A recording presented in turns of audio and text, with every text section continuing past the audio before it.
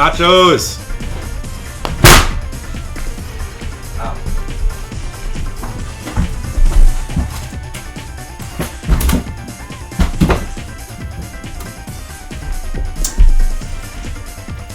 Oh, hold on a second. Let me just drink some water.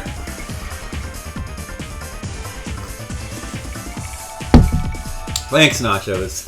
Somebody's got to warm that thing up. You're so proactive. I like that.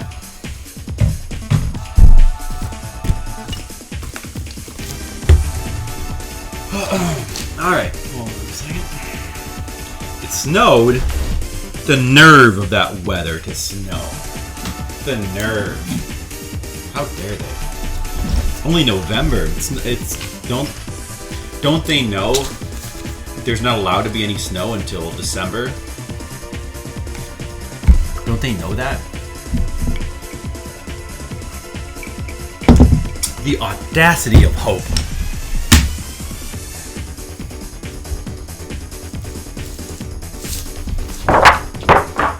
Alright.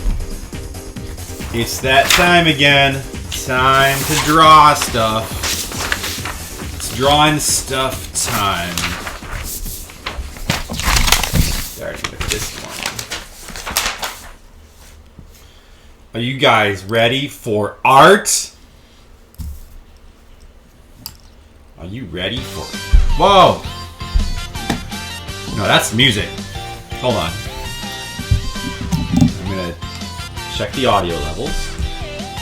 See if they're okay.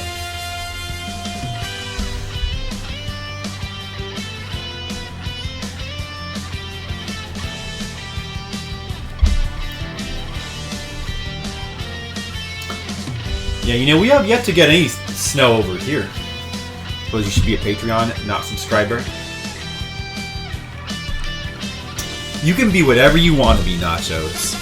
You can be whatever you want to be. Uh-oh, I hope I have enough sharpened pencils. Probably should have sharpened all of these before I started. But I still have these. Maybe that'll be enough.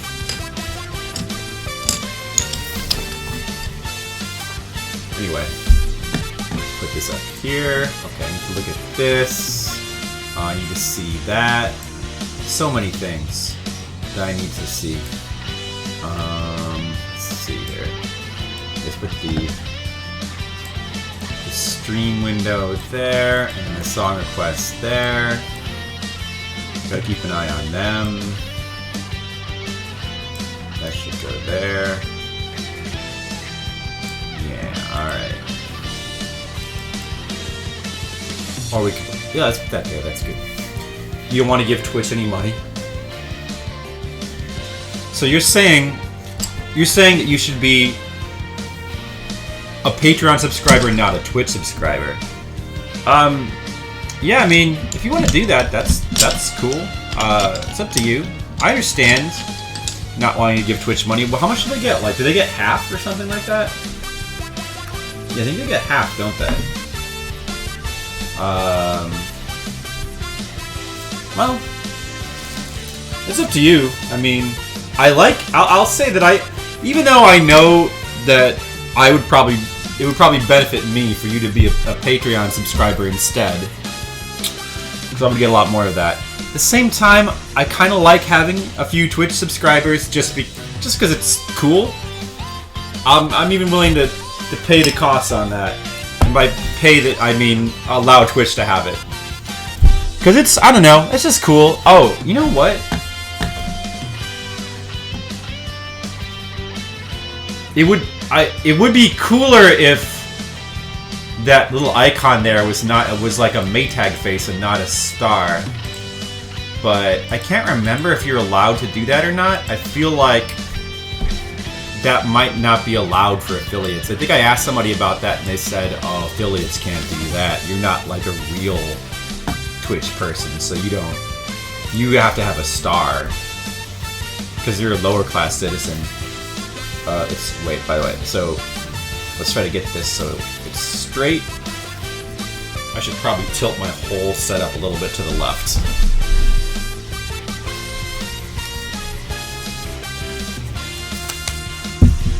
I don't know, I mean, like, But you can do whatever you want, Nachos. And your logic does make sense. I'm a second-class Twitch partner. I am second class. But I'm first class in your heart, and that's what matters. Okay. There you go. Now it's more straight. Oh, you can't really see through the webcam, but by the way, this, you know what? Is it a little loud? I'll turn it down. I'm gonna turn it down a little bit.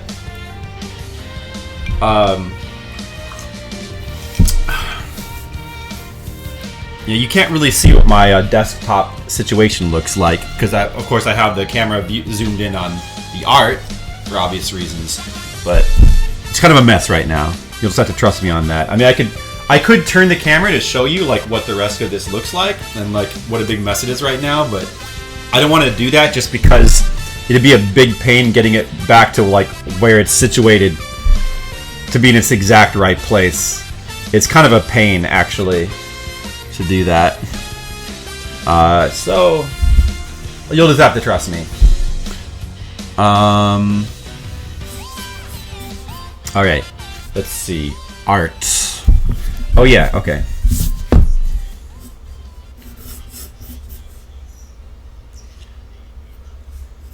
Actually, this panel should be more zoomed out. Okay, so we got put that dude's head, and he's reading a book. Alright.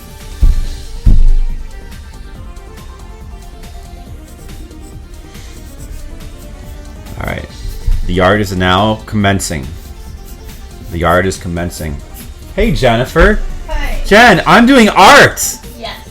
I'm doing art on stream. And now you're part of my art situation. Isn't that great? She's really happy about the art. She loves it when I do art. She loves how, like, everything gets pulled up to the TV in like a big pile and it's super hard to get around it. She loves that. Yeah, she always like trips trying to like jump over the chair and stuff. It's funny. Okay, wait, no. What am I doing? Let's focus.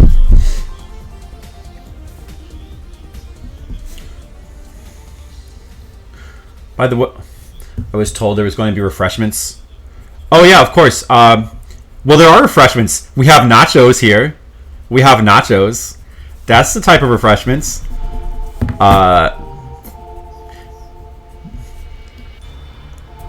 mean, you know about that, nachos. We have nachos here. And then what more do you need? I personally have water. See? So I'm refreshed. So there are refreshments here, see? Delicious, refreshing water. Aren't you glad that I'm refreshed? You know, that's important too. Refreshments for me. Hey Tam, what's up? How's it going? Well, I'm gonna turn it back a little bit, but I'm gonna turn it back up now. That volume. Now it seems a little low. How's it going, Tam? What's up? Hey Tam, did you get Sonic Forces yet? What do you think of it? I was watching somebody stream it the other day. It's getting, shall we say, mixed reviews, apparently. You also have water? Good. Water is good. It's a good thing to drink. I approve of that.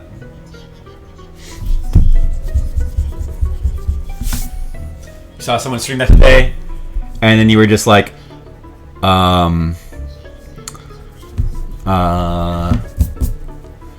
I don't know what to say about it. They're trying new things. So, I mean, like, are they? Like, what's... I don't know what really is new about it. I'm not super sure. Just the fact that you can, like, play as different characters. I mean, I guess that actually is probably cool to some people.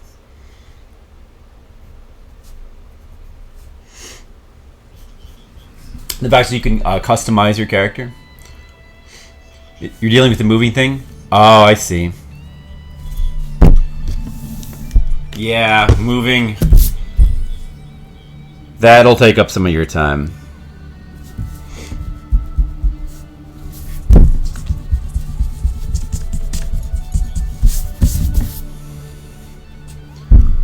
You really enjoy Sonic Mania? Oh yeah, you know, that reminds me, I still need to get Sonic Mania and try it. I still have yet to try that game. I should really get that. Should really get that one. It does look good. I mean, you know, everybody loves the old school Sonic, but the new school Sonic has never quite won people over, you know? Unfortunately. There's been some that people like, you know, like Generations and Colors. But on the whole, they haven't quite sold the general public on the new school Sonic. Everyone likes Sonic Mania, you know? I'm sure I probably will too. I'm looking forward to trying it. From what I've seen, I've watched, you know, people play a bit of it. Seems pretty cool.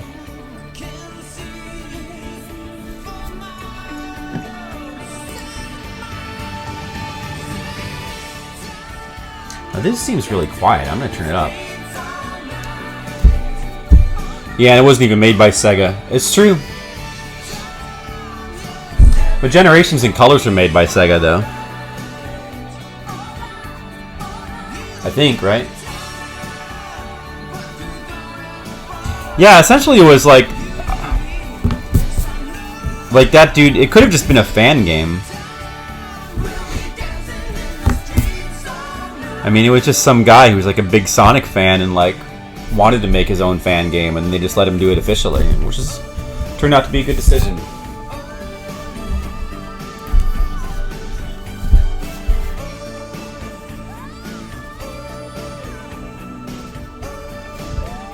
The most prolific Sonic hacker. There you go. And that's the kind of guy you want making your Sonic game.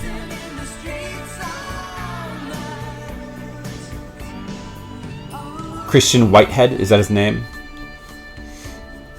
Boy, I'm kind of glad, like, I would not want to have my last name be Whitehead. That's kind of an awkward last name, you know? Not my favorite, but hey. I'm glad he was able to make a good game that everybody likes.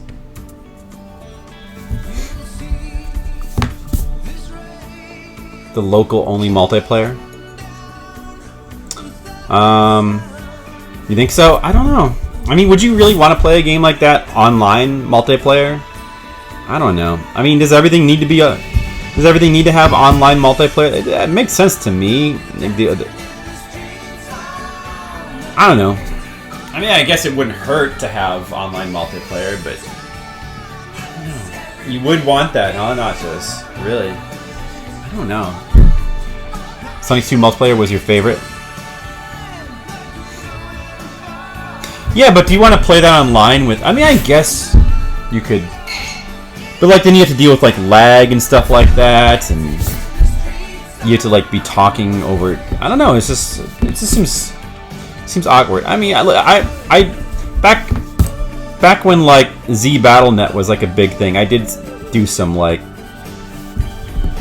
I played my fair share of, multiplayer games online. Can you hang on to this, and then hand it to me? Okay. Get over there. Alright. Alcohol. Thanks, I think I'll drink this. Now. Okay, see you later. Bye. Bye.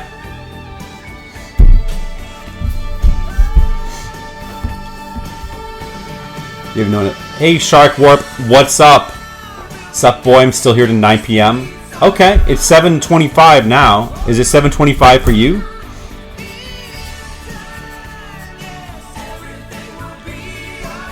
Unfortunately, Jennifer did not get me alcohol to drink while I'm on stream, so I'm just gonna have to stick with my refreshing, clear, healthy water. Oh well. That water sure is watery. I like my water watery. Alright. You want alcohol, please? Hey, I didn't get any alcohol either, so we're both gonna have to just be alcohol-less. Sorry about that. No, we're gonna have to just both be sober, you know? We're gonna have to talk to each other completely clear-headed. Like, completely knowing what's happening around us. We just have no choice. It's a shame, huh? We're gonna have to just not have our senses you know, destroyed and be inside a dream world of magic.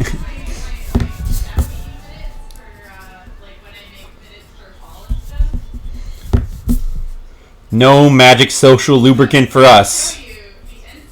We'll just have to have our brains not be transformed into something else. But alcohol is good. That's true. It is good. I like it. I like alcohol. I'm alright with it. But you're Russian, so you're drinking vodka. You're Russian, Shark Warp? I had no idea you were Russian. And why are we just learning about this now?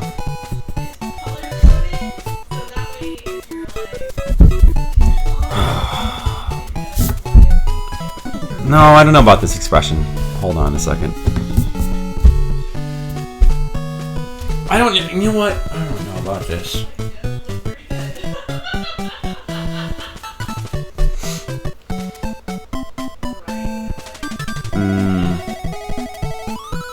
Someone talking to me with your headset on is annoying as someone talking to you while you're listening to... What, are you trying to listen on the phone? Oh, they're trying to talk to you while you have your headset on. Yeah. Well, I don't know. I don't really mind when people try to talk to me while I'm on the phone, though. Because, you know, sometimes people just need to talk to you. I'm okay with that. I don't like this drawing. I don't know what it is.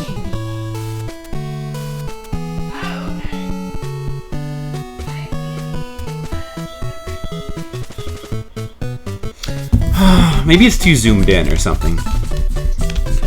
Yeah, I'm just gonna redo it.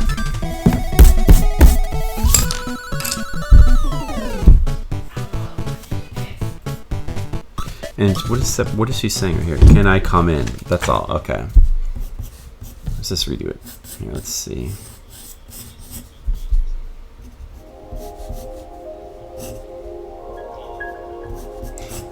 His face more turned to the side.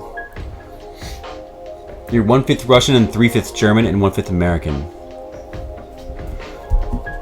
Oh, okay, I got you, Shark Warp.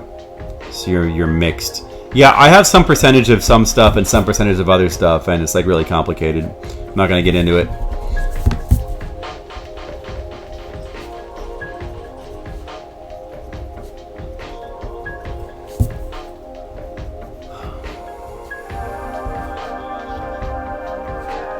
I'm like, I know I'm part Irish, I'm like part Ukrainian, I'm part Welsh, and whatever else, I don't even remember. What difference does it make? What difference does it make where you come from? All these percentages.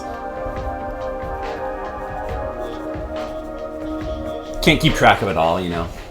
You bet I'm part African, part Asian, part Middle Eastern. Nachos, that's exactly right. How did you know? Yes, I am part African, part Asian, yes, and Middle Eastern. You know how you know that? Because it's mostly because I partially... Those are the three food groups I eat. I eat African food, Asian food, and Middle Eastern food. So that is why I am part those things.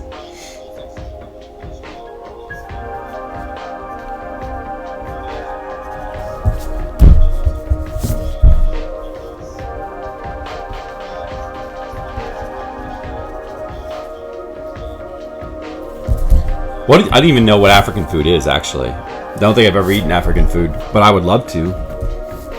I love eating different and weird food. That's my favorite thing. It's not my favorite thing, but it's up there. It's one of my favorite things. My favorite thing is playing Willow while everybody watches on stream. That's my favorite thing.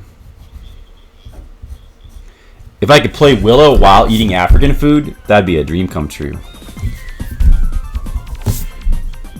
Do they have food in Africa? That's a good question. They must have something. I mean, Africa's a big country. I know that they're poor in many places in Africa. It's a big country. They must have some kind of food culture. They must have something. I want to eat African food. I'm gonna play some mobile games. Okay, Shark Warp, enjoy your mobile games. Now remember, when you play your mobile games, you have to actually be mobile. So make sure you're moving around. Don't just sit there. Make sure you move around a lot. Maybe go outside, take a train, go for a walk. Because remember, it's not allowed to actually play mobile games and just stand still or sit down. That's against the law. You guys know that, right? That's why they're called mobile. They're not called solitary, standing still games. They're not called sedentary games, guys. They're called mobile games. It's right there in the name, and everybody knows that. Africa is a big country, huh? It is. I'm a geography expert, Tam. You can trust me. Listen. Yeah, that's a big country. It's actually, not a lot of people know that, but Africa is actually a really big country. You can learn all kinds of things by coming to this stream. All kinds of information. There's so much to learn. It's a big count. What did you say? It isn't a country? Isn't it? Continent. Oh, because... Oh, it's a continent. Yeah. Well, whatever. You know what I mean. Country, continent. It's the same, yeah, whatever. It's a big, like I said, it's a really big continent. You can't say I knew that I was just saying country because if I'd said continent, you guys would have been confused because you'd have been like, what's a continent? You would have, nobody talks about continents. You don't just go up to a person and be like, hey, what's your favorite continent? Continent, that's like... And what's the opposite of a continent, by the way? It's incontinence. The opposite of a continent is incontinence. So, nobody wants to talk about continents. Nobody wants to talk about that. That's why we only talk about countries. So, don't blame it on me. That's just the way life is. Don't blame it on me. You pulled a Drew Carey in WLIIA. I don't know what that is. Did I? Is that something he did? I could see that happening. Hey, it's a mistake a very smart person could make. You know how I know that? Because I'm very smart, and I made it. So, obviously, clearly, it's a mistake that a very smart person can make, You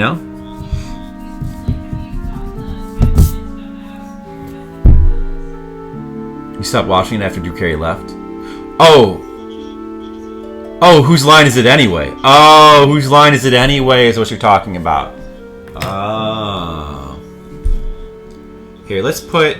I need to unplug from the audio because I'm distracting myself. So I'm gonna put the volume at 60, and hopefully that's gonna be good for everyone. Right. Whose line is it anyway? That's right. Of course. No, I used to love that show. I used to watch that all the time. Well, I know it's still on. Some of the Aisha episodes are fun. Oh yeah, that's the person who replaced him. Right. I know. I've seen some of the episodes with her. Yeah, she's fine. I like Drew Carey on the show, but she's okay.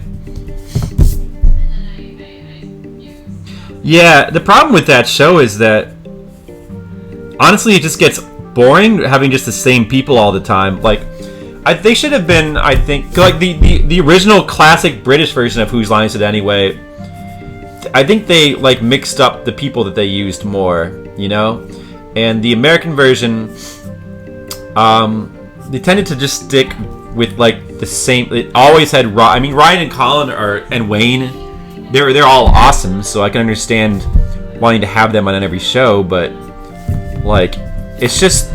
You just need new blood after a while. So all the shows started to just feel a little redundant, because you're seeing all the same things over and over again. The same types of jokes and stuff. Especially Wayne. Wayne Brady's a little... I'm going to be honest. He's a little overrated. No, he's awesome. I like it. He's funny, but he's not if you had to pick one person to be on that he's really great at the music stuff, obviously, but his humor can be a little one-dimensional. He's not he's replaceable. You could put other people in that slot. Like they have 3 people, they have 4 people, and only one of those slots they ever rotate, and the other 3 people are always the same. They needed more variety, you know. They should have got, and even Ryan and Colin, you could replace, like, they don't have to be in every episode, but apparently they do, because that's how it was. Is Wayne Pretty gonna have to choke a bitch? Yeah, I'm familiar with that Chappelle Show. That was a good one, that Chappelle Show bit.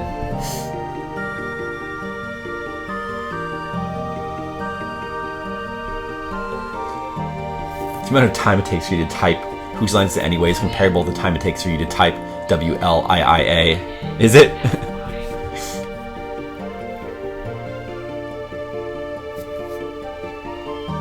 I don't remember that, Tam. What happened there? I'm not privy to that. A British comedian. Whole section was beeped off. Yeah, I mean, like, everybody likes the Chappelle Show. Chappelle Show is great. Chappelle Show is awesome. But Chappelle, you know, that's old now. Like, you know, Chappelle Show is like in the long distant past. That was just like a long time ago. He stopped doing it, and you know,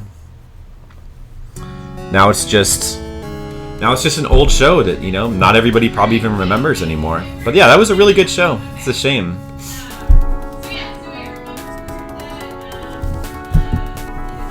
I mean, it's a shame. I wish it was still on today. Like, I feel like it would, you know, it would be especially like today's era, it would be a really nice type of show to have on the air. But whatever. He doesn't want to. I mean, he decided he didn't want to do it anymore. If he wanted to, I'm sure they'd probably let him put it right back on. But you know, whatever.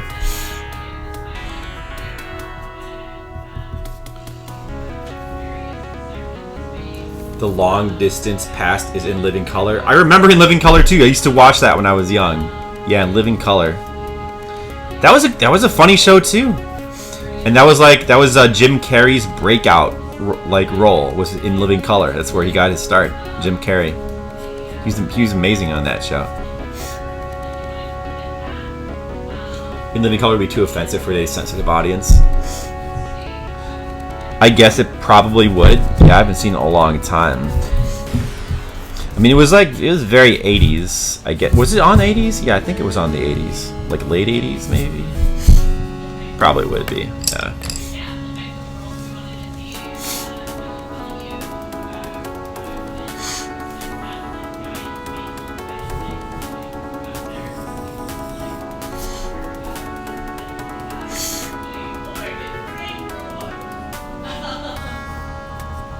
Gain ground music here. We've got to gain ground, guys. Yeah, like, let's see, like, what were some of the bits from In Living Color that were, like, good? You had, of course, you had, like, Fire Marshal Bill, some Jim Carrey's characters. What was that clown, like, Homie the Clown? That was a big one.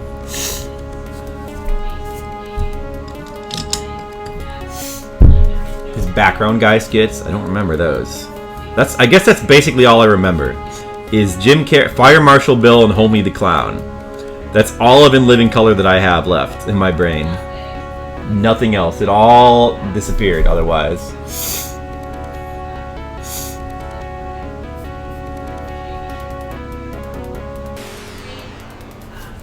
This music is so Genesis-y. So dark and Genesis.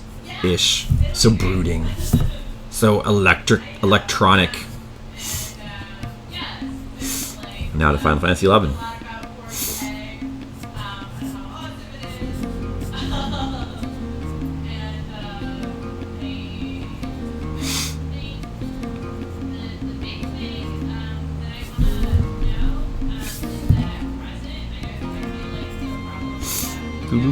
Do. Damon Wayans, Handicap Man. Handicap Man. I don't remember Handicap Man. Wow, Handicap Man. Yeah, that would go over real well today.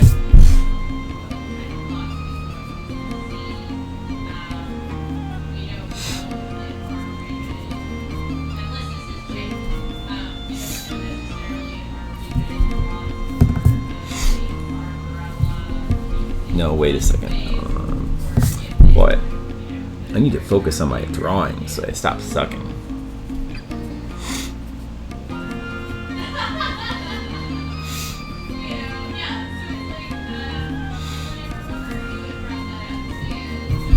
And also, what you'd not be holding the book up. If somebody comes into the room, he would relax his arms. That's what he would do. His name was Handyman, but he talked and acted like, yeah, it wouldn't fly today. Handyman. Yeah, I mean, yeah, it's too bad that like that stuff doesn't really work today anymore.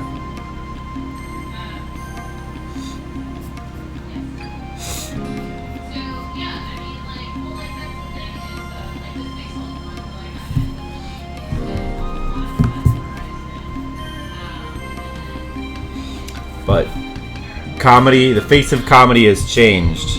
Now it's all about David Pumpkins. And that's not bad either. I'm okay with that.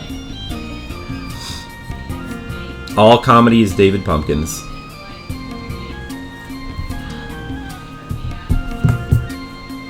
This racer is like, why is it so dirty? Get this shit off of it. It's too dirty. It's got all smudged and got smudges all over it. Gross. See, well, it's better now. Wait, oh, I gotta hold it like, yeah, see, it was all like smudged before. Alright, it's better. Alright. I hate that when the eraser gets all smudgy. And you try to erase something and like it just ends up like putting more smudges down.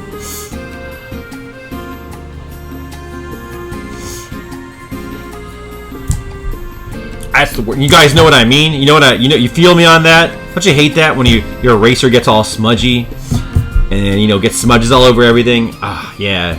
I'm sure you guys totally know what I'm talking about. You have a 10-hour shift again. Whoa, damn it. 10 hours. Well, that's good though, Nachos. That means you're going to get 10 hours of pay. They're going to pay you. They're going to get lots of money. Think of all that 10-hour money you're going to get. That's not bad.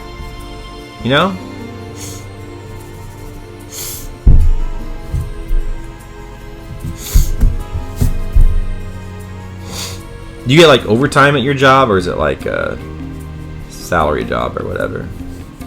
Maybe you get overtime. That would be good.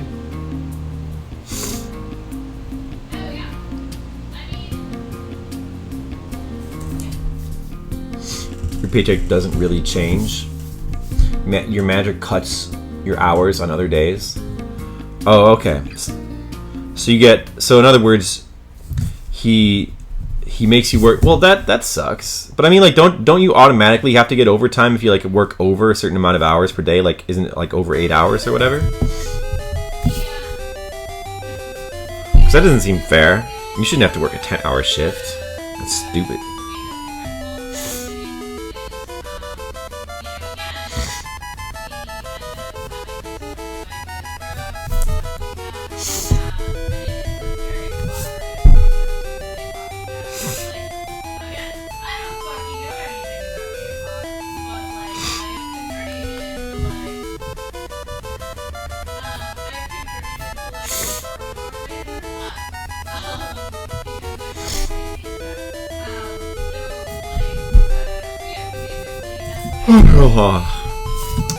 Okay, gotta draw a chair, this little sofa chair here.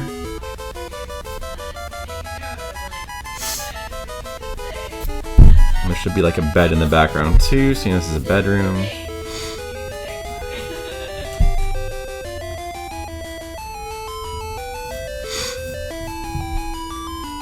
You keep your hours under? It's aggravating. Well, yeah, of course they don't want to have to pay you extra. Wait, well, but is 10 hours? So 10 hours does not count as overtime? So is 10 hours the limit then? Like if it went over 10, would it then be overtime? Is that how it works? I thought it was 8. I feel like it should be 8, not 10. 10, that's too long. Come on.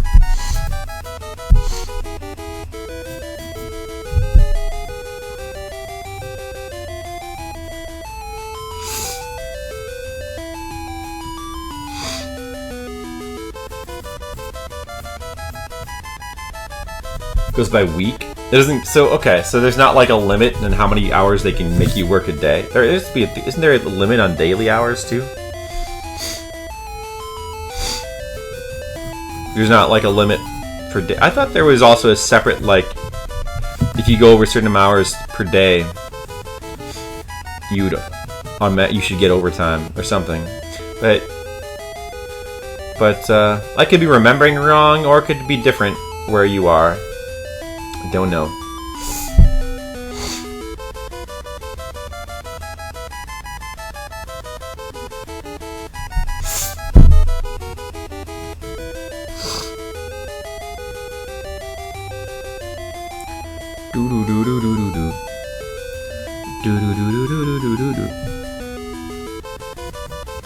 Well, Nachos, you know what I think?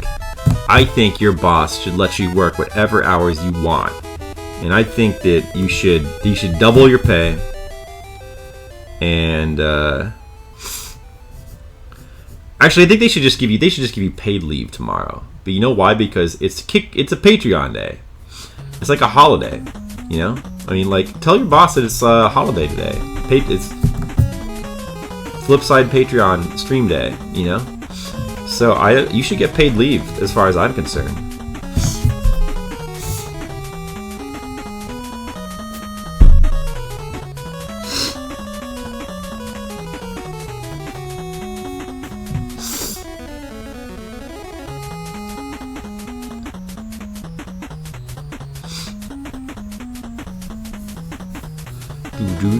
Strider music. Your boss is one of the worst you've ever had? Really? Well, why is your boss so bad? What is he just like? Is he mean? Is he an idiot? Is he just make you work a long time? Doesn't listen to you, or wow? I've had some bosses I didn't like before. Way back when I used to work like real jobs. Now I'm my own boss, and sometimes I can be a very forgetful, absent-minded boss. Sometimes I forget that I'm supposed to come into work, and I'm like, oh, whatever. Sometimes I give myself too many breaks. Yeah, that's my problem. Too many breaks. I need to be tougher on myself. I need to be a better boss. Be like, get to work, Johnson. Stop goofing off. And I should call myself Johnson. It's a sheet, a lot of sarcasm and passive-aggressive shit.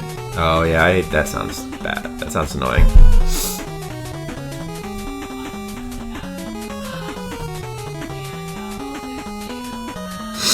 Yeah, nobody likes that. Nobody likes the sarcasm or the passive-aggressive, annoying stuff.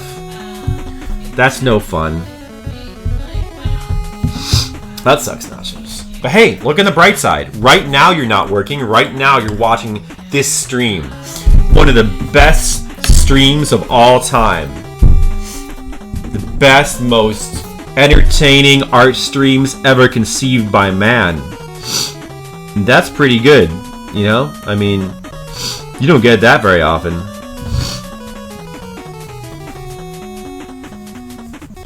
You're so lucky, Nachos.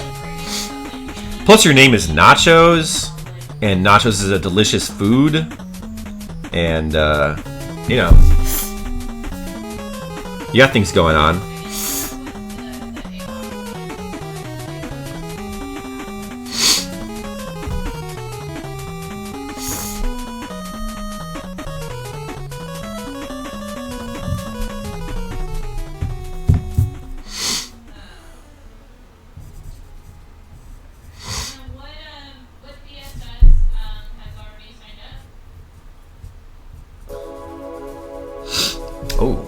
More Megaten music. I always like that. A-okay with that.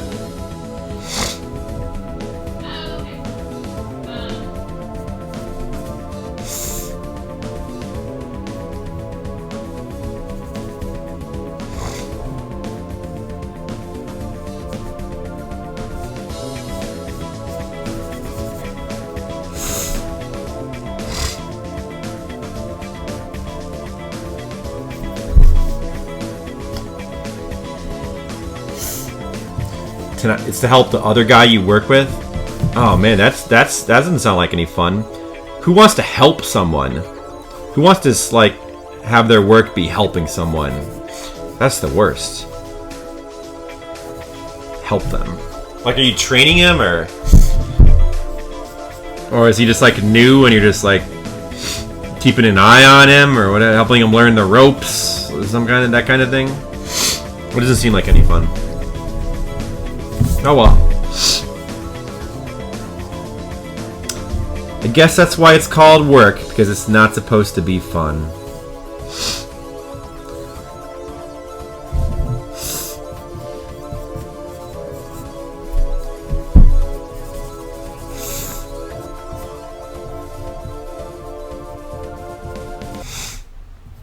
Oh, why does that end there like that?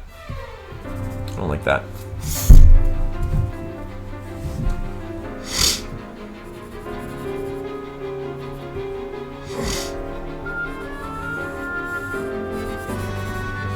Hey, good old Gravity Rush music. Can't go wrong with that.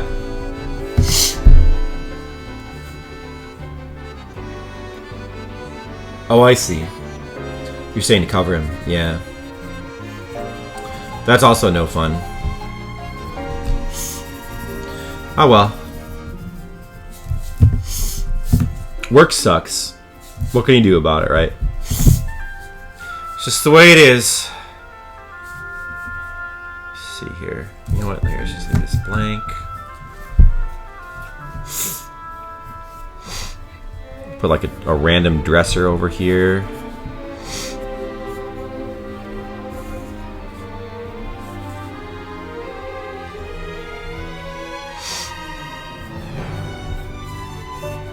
Gravity Rush music is so good. It's very, very good. Very good music.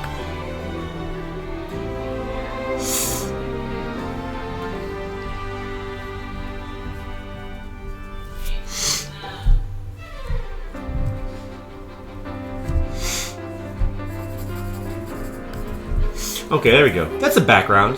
We got a little background there. You volunteered. Poor bastard can't even leave an hour early. Bonus: the manager's off Thursday and Friday, so that'll be nice. Oh, there you go. See, now there's a positive side coming out. It's not all, darkness and gloom. You guys, just some positive things happening. You get to work without your boss being there. That means you can be your own boss.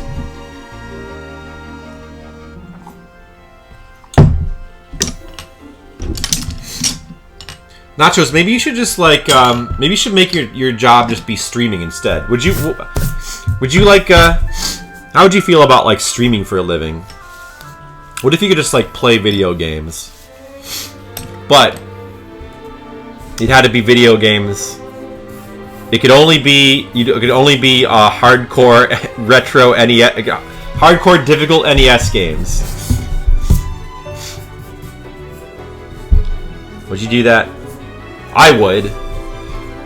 Now, if it had to be if I had to play modern AAA games, I'd rather just go work at McDonald's. But not really a people person. Yeah, it's not easy to stream. I mean, I'm sort of a people person, but sort of not. It's a little complicated, but the main reason I like streaming mainly for, playing the games themselves is a big part of it, and then making it into a social thing is also cool. I like that, but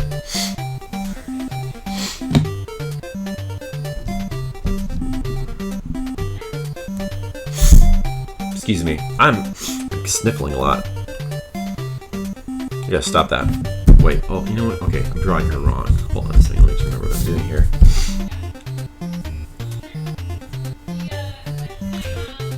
I'm gonna have to sharpen these pencils soon. Unfortunately, we're not gonna be able to avoid it. We're gonna have to sit through some pencil sharpening. COD WW2 is getting, World War II is getting trash in Steam reviews. You couldn't do that AA title stuff, even if people bought the game for you to stream. This is Star Tropics. There you go. There's a game you like, apparently. Of course it's Star Tropics. Yeah.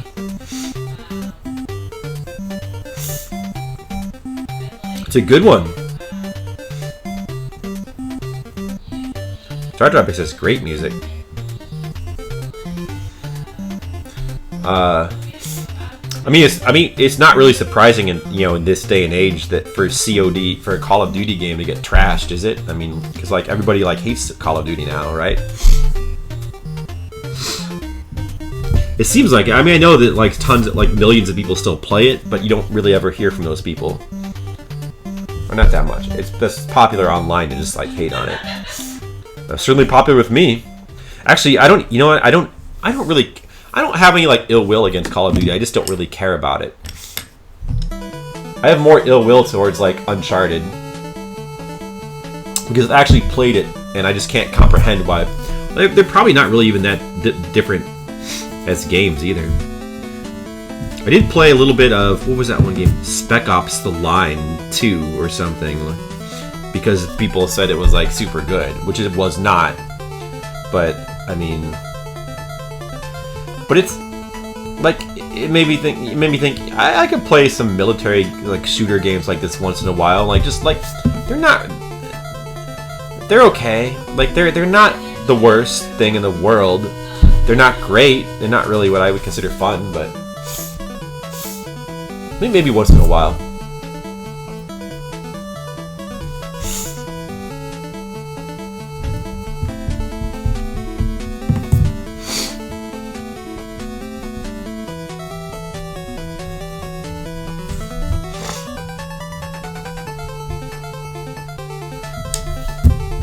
I don't like this mouth. I'm gonna redraw that.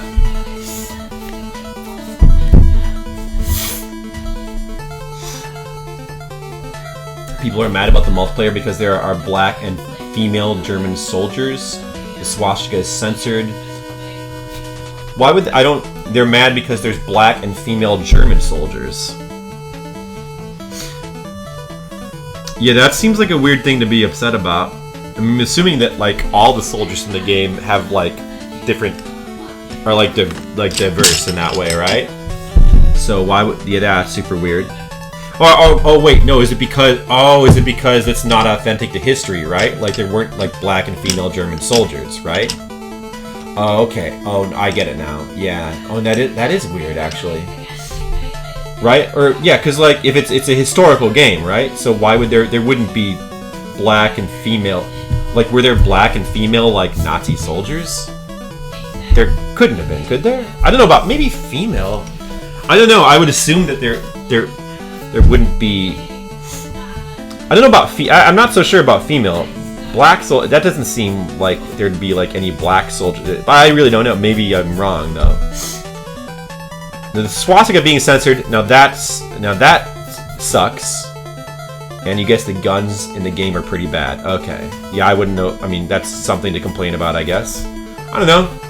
You read the Mosin Nagant isn't in the game. Oh, it's a certain Russian gun is not. I see. I think they wanted more realism in the multiplayer. It seems like a legit thing to complain about. I don't know. Aren't those games like all about realism? Like, don't they want to be like? Isn't like the whole point to like to do like this like kind of? I know it's like maybe like a little bit Hollywoodish. Like how much Hollywood is in those games? Honestly, I've never actually played a Call of Duty game, so I don't know. But I get the feeling that there's not, like maybe a little Hollywood, but that it does kind of lean more realistic in the portrayals. So I don't really. It seems fair. Seems like a fair complaint. I don't know. But you know what? Fuck those games anyway, because I don't care. The last thing I need is like a realistic, like shooting sim. They also only have an American campaign. Oh. Well, like, I mean, that's... It would probably be cool to have campaign, like, Wait, so do they... Wait, so it's World War II, right? So do they want to have the experience of playing as, like, the Nazis, then? I think that'd be cool to have that. I don't know why that you would expect that. Like, I don't think that's... Like, why would you complain about that? Like, Like, that's not a given. Like, you know, like, you wouldn't go like, I can't believe they don't allow you to play as the Nazis in this game. Every other German World War II simulating game with Germans lets you play as Nazis. So why doesn't this one? It's not like that. It would be cool though to have that. So I mean, that's an interesting thing to bring up. There's a lot more to World War II than just the USA. Oh, okay, right. Oh yeah, that's true. I knew that, of course. Well, yeah, but I mean, like, yeah, that's true, but, like, there would probably be a lot of work to include, like, a campaign for, like, every different country that was in a war, so... I mean, I think it's fine to only have an American campaign. It's understandable. That doesn't seem like a very reasonable thing to complain about. I don't think. Like, that's just expecting too much, you know? Like, you can't have everything.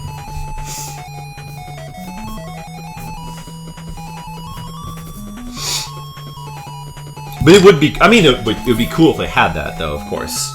It would be cool. Wait, no. I'm drawing her without the scarf in this. Oh, right. And without her coat, too, I forgot. Which means I need to redraw all this. Okay. I was too busy thinking about Call of Duty. Thanks, Nachos. No, just kidding. It's fine.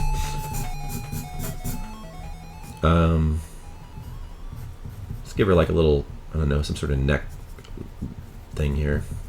I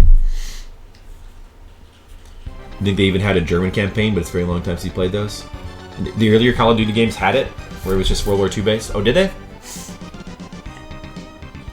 Well, why don't they have it anymore, do you think? Is it because, like, the games are bigger budget now, so they can't afford it anymore? Or what do you think? What's up with that? I mean, still, I guess if it's, like, supposed to be a mainstay of the series, then I guess that's different. Maybe it is a legit complaint. I don't know. I don't play Call of Duty, but I will pass judgment on their complaints. I'll sit here and do that, because it's easy. It's very easy for me. How about ActRaiser? ActRaiser Nachos, you like to hear the ActRaiser music? We got all kinds of classic music on here. Never played a Call of Duty game. So you played some Call of Duty games, huh? Huh, Nacho? Do you like to shoot the dudes? Do you like to shoot them in the head, make their heads blow up? Excuse me.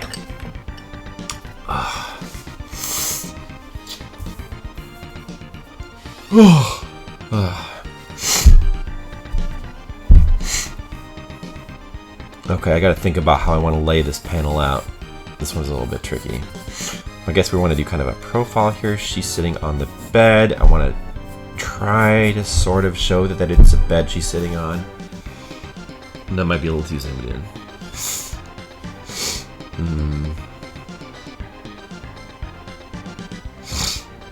Maybe that's about right. Okay, so she's sitting here on the bed.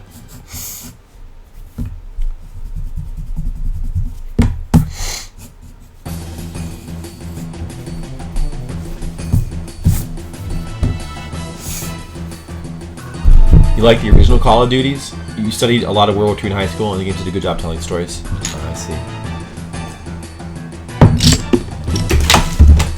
Fuck. No, I keep dropping things. Okay. Alright.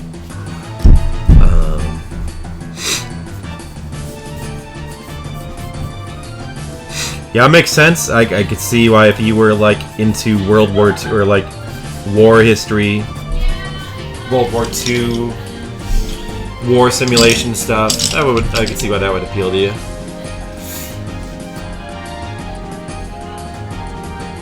So you played the original. Did you play like Call of Duty 1, Nachos? You say you played the originals, or you like the originals. Like, what was Call of Duty 1 like? What system was that for? I never really started to hear about Call of Duty until like, well, I guess it started to be called Modern Warfare. Like Call of Duty, was Call of Duty like a big success when it came out at first? I don't ever remember hearing about Call of Duty 1.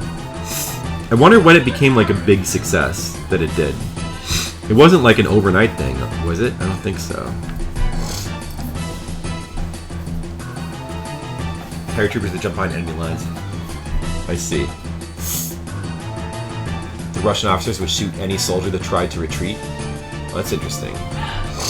So they were big into the realism thing then. That makes sense. I mean, if they were big into the realism thing, and if they always have been, then it makes sense that they would, that some people would care about that, I suppose. –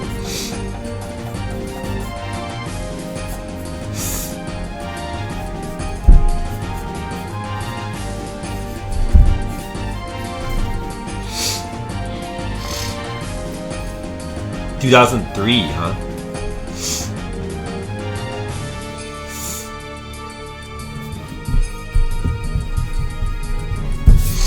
Wow. That was a long time ago. Wow, 2003. Crazy. That was like back when I first started playing Final Fantasy 11. 2003. That's when that was. There was like a period of like a couple of years there where like I had no idea what was going on in the video game world at all because I was too busy like playing Final Fantasy 11 nonstop. Yeah, I was right around 2003, 2004, 2005. I remember taking like a break to play because Final Fantasy X2 came out. And it was like, oh hey, another video game I want to play. Let me stop playing this MMO for a little bit.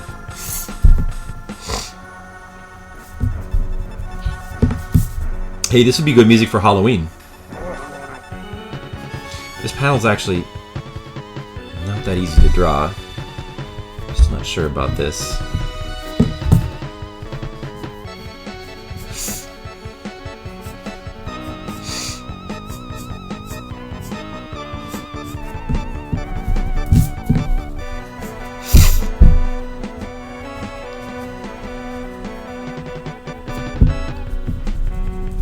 You know, my eraser's getting all smudged again. Ah, it keeps doing that. I hate that. Let me just rub the crap off of it.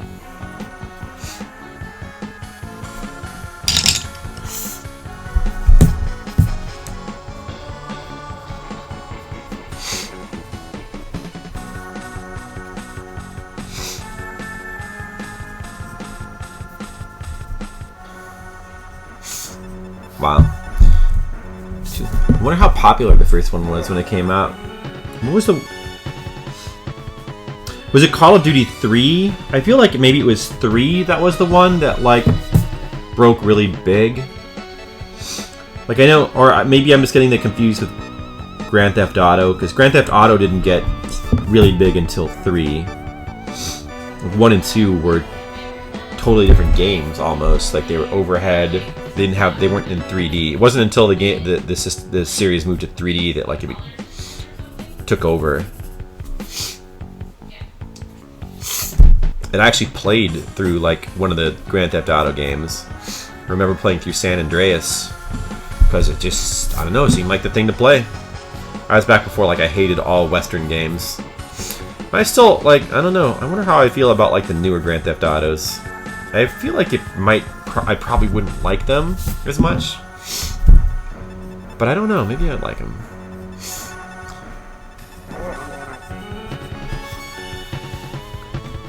Give me your wallet. What? You did play GTA 2 in the late 90s? Oh yeah? Give me your wallet, is that what they said?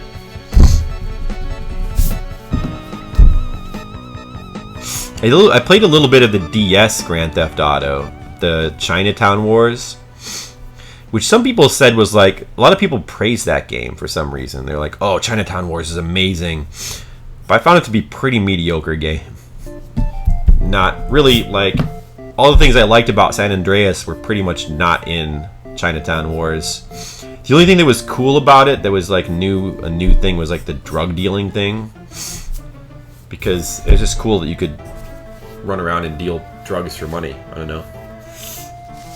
For some reason that seemed cool. It doesn't even seem that cool now, like when I think about it. It seems stupid. Okay, it's just another way to get money. Like, There's nothing really interesting about it. Yay, drugs. That's right.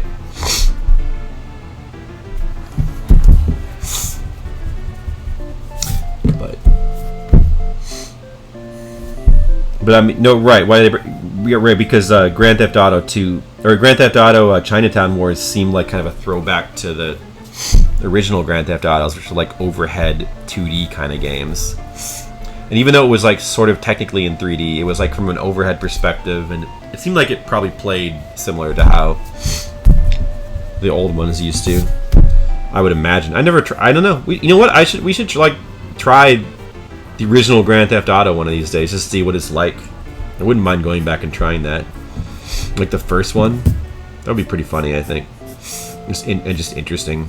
It's probably really weird compared to the later ones. Remember the Chappelle Show parody of Grand Theft Auto? That was pretty good. GTA 3 and the prostitutes. I skipped 3 and I skipped Vice City. I guess it was actually Vice City was the one that like got really huge.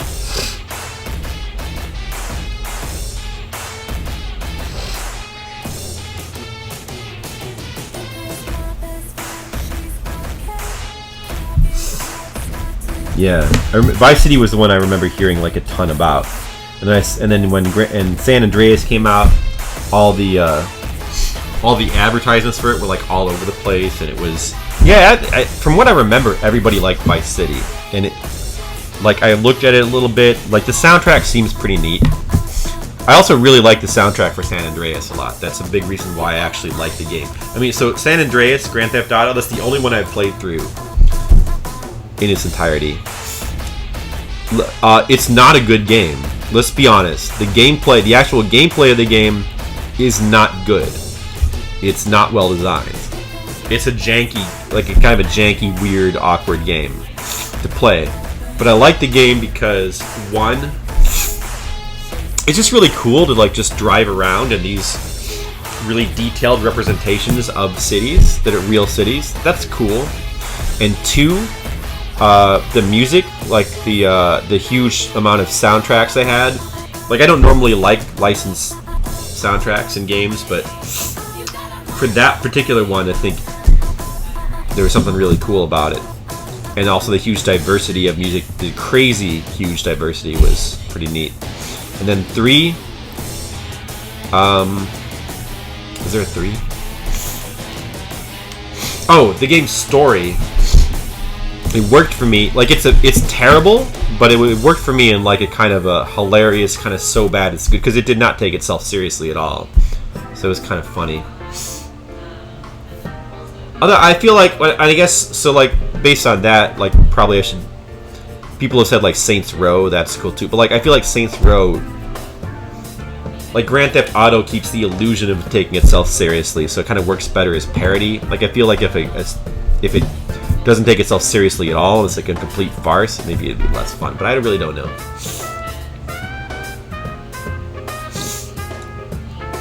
San Andreas had those interesting RPG elements. Boy, kind of. Not really. I mean, it did. Yeah, I guess it had stats you could build up, like character stats and stuff. But from what I recall, I don't remember them being very important. It is very clunky, yeah. Storyline was only there to give the unlocks and progression to structure. Yeah, but it was, I don't know, it's just funny. Like the story is just funny in San Andreas. Like it was just really, sometimes it got really bizarre. Like when James Woods was like, well, because like the main plot is kind of like a New Jack City kind of Boys in the Hood kind of thing, where you're like part of like a gang, and you gotta get the gang together, you gotta like fight gang wars, but then also like you'll go off and just like help out a rogue CIA agent played by James Woods track down aliens. Like you'll go to Area 51, and it's just full of ridiculous stuff, just really ridiculous things in the game. And it was kind of fun. It was just kind of fun because it was so ridiculous.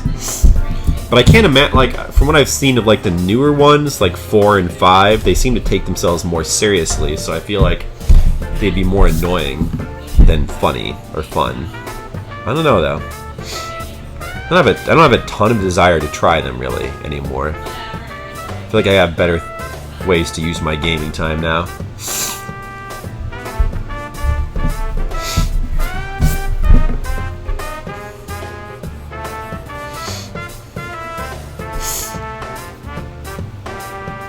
Okay, I'm gonna have to go sharpen my pencils now. It's pencil sharpening time, guys, so I'm just gonna situate that there. And I'm gonna go sharpen these. And it'll only take a couple minutes and I'll be right back. Excuse me. I don't know why I'm sneezing.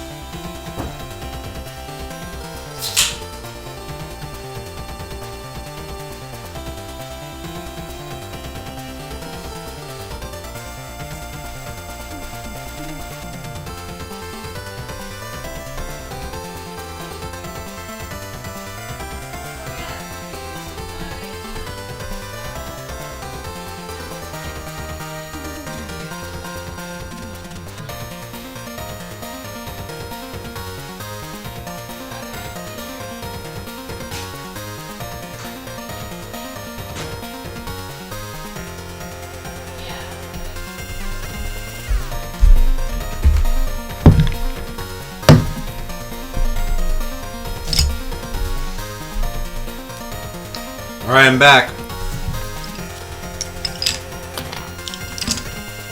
Oh, thanks for the auto host, King Radnov. I sharpened all my pencils.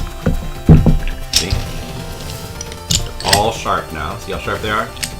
And I also made myself a rum and coke. See? Just put it right on the artwork there. Don't worry, it's fine. I'm a professional. Don't try this at home, kids. I know what I'm doing. Rum and coke. Little alcohol. Just, make the stream better. That's pretty good. Alright. Let us continue. Alcohol, I'm being mean. No, you can enjoy the alcohol through me vicariously, Nacho, so that way it's like we're both drinking. You see? That works, kinda. I don't know. Don't you have any alcohol, Nachos? You gotta get some alcohol. You should work more hours and then take the money, go out and buy some alcohol, Nachos. You really want to drink on a work night? Yeah, you probably should. Well, I mean, you could have like one drink if you wanted, but I mean, it's hey, it's up to you though. I'm just gonna have one drink, maybe one little. It's just like it's mostly Coke. It's just like a little bit of rum, so it's not even a drink really. It's like half a drink. I'm Irish, so I need to drink 3 times the alcohol. That's the stereotype, which I'm gonna live by, or I claim to live by. I do seem to have pretty good tolerance though, and I never really drank that much, despite the fact that I don't really party a lot. I never really get drunk. I seem to have pretty decent tolerance. I guess I'm gonna blame it on Irishness. I guess I don't know. Who knows? Probably that's probably just complete nonsense. The idea that like Irish people can drink more is probably just complete bullshit, but it's funny to say. So my mixed drinks were a little different. They were like this much alcohol and then this much Coke or whatever else, juice. What else? Oh, they were just all alcohol. They were like, I'm gonna mix a little bit of alcohol, a little bit of vodka into my vodka, a little bit of whiskey into my whiskey.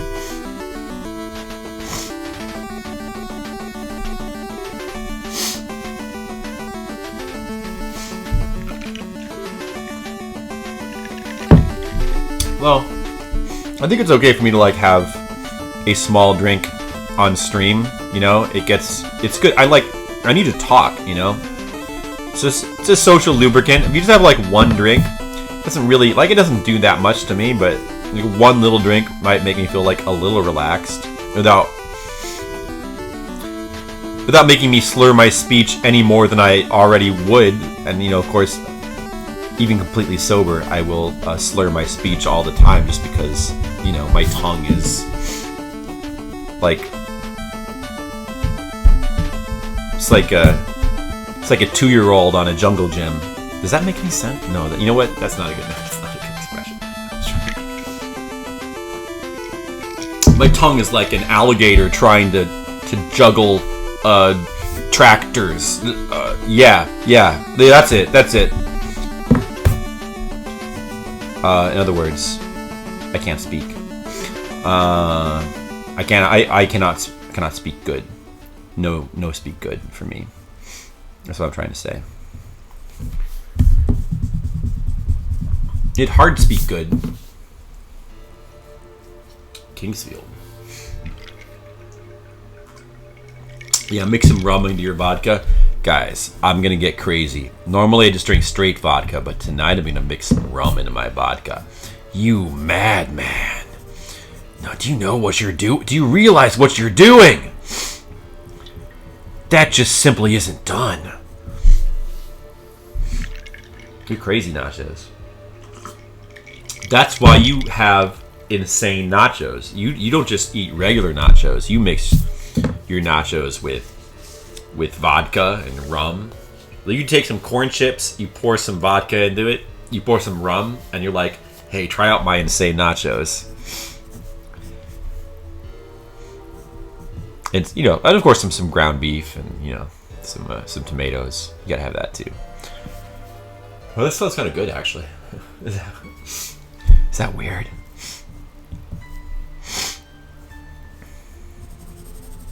I want to have alcoholic nachos, actually. That almost sounds like a good thing. Alcoholic nachos. I want to try that.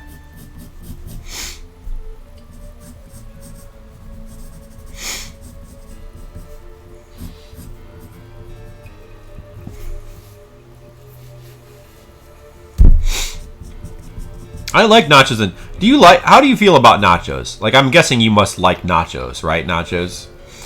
I'm sure I probably like. This is a dumb, stupid question to ask you. I'm sure which means I probably asked it to you like a dozen times and just forgot. But you obviously must like nachos, right? Like, I'm okay with nachos. I don't like eat nachos that much, but back when when I was younger and I used to like go to Taco Bell more frequently, I would eat like I would one of my favorite things to get was the nachos Bel Grande.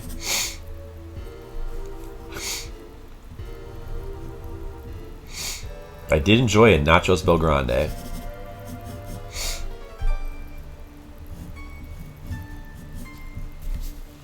Nachos are okay.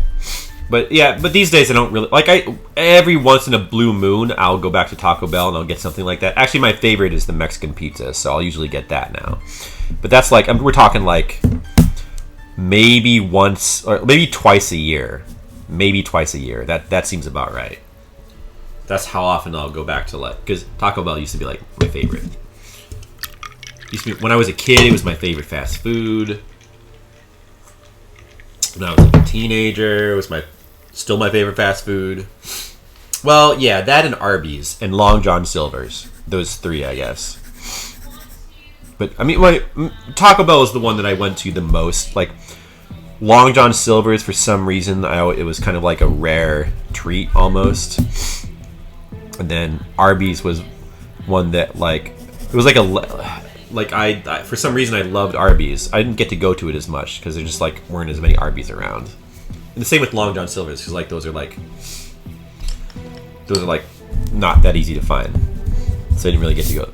Like Taco Bell. Well, when I worked at the answering service, there was a Taco Bell like right next door. So I would like sort of make a run out and like grab.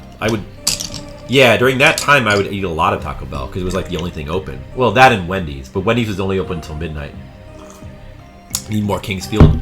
Do you like Kingsfield? Are you like an actual Kingsfield fan, Nachos? Kingsfield is awesome. I love Kingsfield. I love From Software games in general. I should try Armored Core one of these days. I've always wanted to try that one. We should. I mean, there's some really cool non-Kingsfield or Dark Souls From Software games out there that we should try sometime.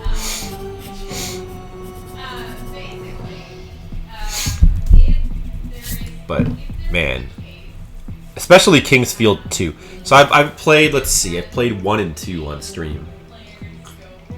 And by Kingsfield 2, I mean Japanese Kingsfield 2, the one that we think of as Kingsfield 1. That's my favorite. I've played 3/2, but I've not played that one on stream. And I still have never played 4. I really need to play 4 one of these days. We should do that.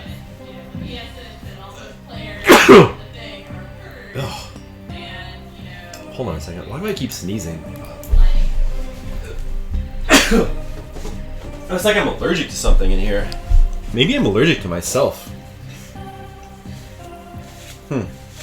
Maybe some dust got kicked up when I moved this couch forward. I don't know. Hold on a second. Oh, Sonic Mania, huh? I'm okay with that. I need to hear more Sonic Mania music.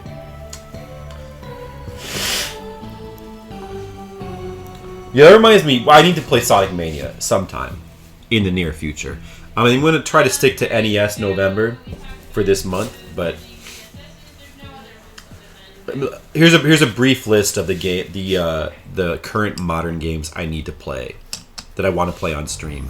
Number 1, Danganronpa V3. Want to play that game. Really want to play that game. I want to stream it. I know maybe it won't be for everyone, but it's a super cool game, and I definitely am gonna play it. But I just think it would be cool to stream it. So, Danganronpa V3, number 2, Sonic Mania. Been meaning to play that for a while. Although I kind of want to go back and play the original Sonics again. Before, like, I feel like you should go back and like play through the first 3 Sonic games at least, to refresh yourself on the series. Like, it just feels, because there's so much referential stuff in there, and probably Sonic and Knuckles as well.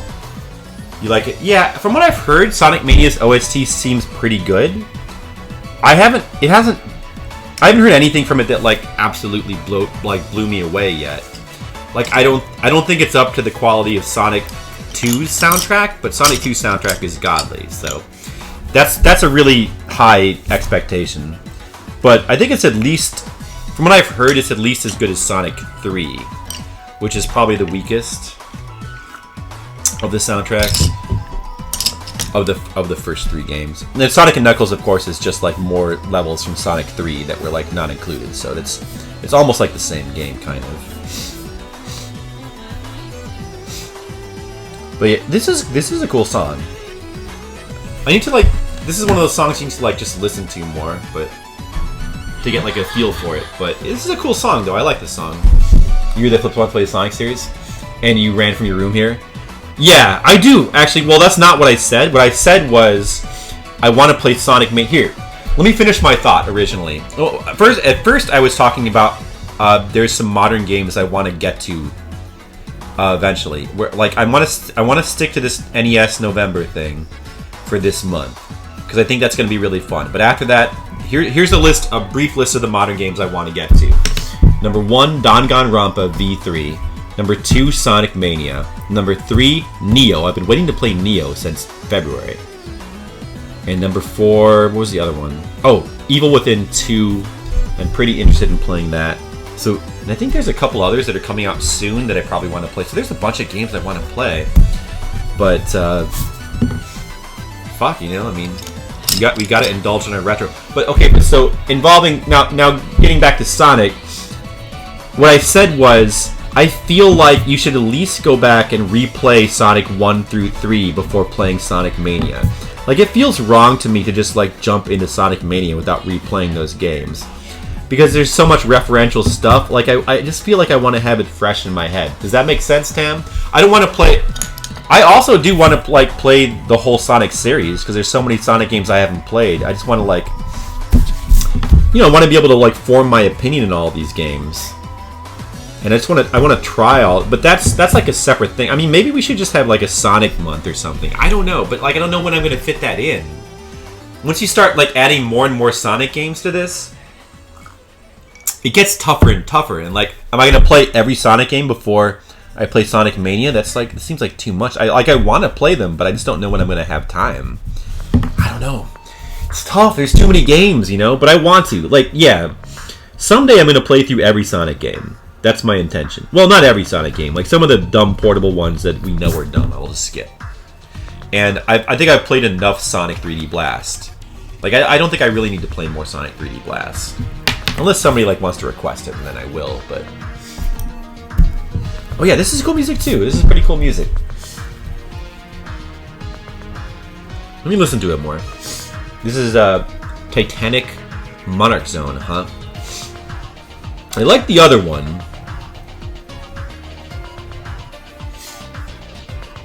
I like how it has that kind of... So like this and the other one, I like how it has that kind of future fantasy sound. Is hard, I don't know how to describe it exactly, but it has this kind of sound to it that's like kind of future fantasy, kind of almost melancholy-ish kind of vibe to it. Phantasy Star is a series that I think of as being like really having like the same kind of sound, if you know what I'm saying. So like, this sounds to me, it sounds like almost Phantasy Star-ish, and I love that kind of sound. So I like this. This is cool. I mean, I think that though so this song right here, I think that it could be stronger if like the melody was like just a little bit more strong, and like it's not. it doesn't quite distinguish itself as much as, like, say, some of the absolute best Sonic stuff does, but it's pretty good. I like it, though. I mean, I like the sound of it. Sonic Mania after doing called Sonic 4. The real Sonic 4 is such a waste. Yeah, a lot of people have said that. One of these days I'm going to try some. Hey, Mr. Leo, what's up? How's it going, Mr. Leo? Welcome. Welcome to the stream. You're here just in time to hear us talk about Sonic. Fortunately, you missed all the Grand Theft Auto talk we had earlier. But now we're on to Sonic. So let's talk about Sonic. How's the drawing going? Well, so far I have drawn all of this page right here. So it's going alright. Well, we've been streaming for like an hour, I think. When did I start? 7? Oh, I guess an hour and a half. But some of that time was spent like doing setup and stuff. So basically an hour. And the Call of Duty talk. Yeah, a little bit. We were talking a little Call of Duty. I was just kind of picking Nacho's brain because I've never played a Call of Duty game and I know so little about them. And it was actually because he said he'd been playing the series from the beginning, so I was really curious like what the early Call of Duty games were like. Because nobody ever talks about like the first Call of Duty, you know? So I was just kind of curious. But we moved on now to Sonic. We're on Sonic now. No, it's not. Now that's what you missed, Mr. Leo. We can never go back to it. We can never talk about those games again. Sorry, we have to talk about Sonic now. You can never move backwards, only forwards. Only forwards, and you have to like the conversation must always evolve. So, unfortunately, we can never talk about Call of Duty or GTA again. Sorry about that. But hey, how about that Sonic Forces? Let's talk about it. You quit playing Modern Warfare? You play some World at War? That's fair. Yeah, no, that's alright. You don't have to, like... that. I mean, yeah, I mean, no, I guess I appreciate that clarification. But I like how you throw that in there just because, like, you don't want... like, you're like, guys, listen, no, I don't still play. No. That was me back in my... That was in my problematic days. No, don't worry. No, I don't play now. No, I used to play Call of Duty. But no, of course I don't play now. I've evolved. I've grown as a person. Don't worry about it. I'm not one of those losers that plays Call of Duty. It's funny because Call of Duty has such a stigma around it. Nobody wants to say they play Call of Duty. Like, I legit don't play it, and I'm a credible person to say that because I don't play those kind of games. But if I did, I would admit it. I have no problem. I have no problem saying that I enjoy things that are unpopular. After all, I proudly admit to liking Deadly Towers. So if I played Call of Duty, I would admit it. But I don't. Never played it. And I may never will. Maybe I'll play it one. If I do, I think it would be cool to like start with the first one, which I think like probably like nobody has done.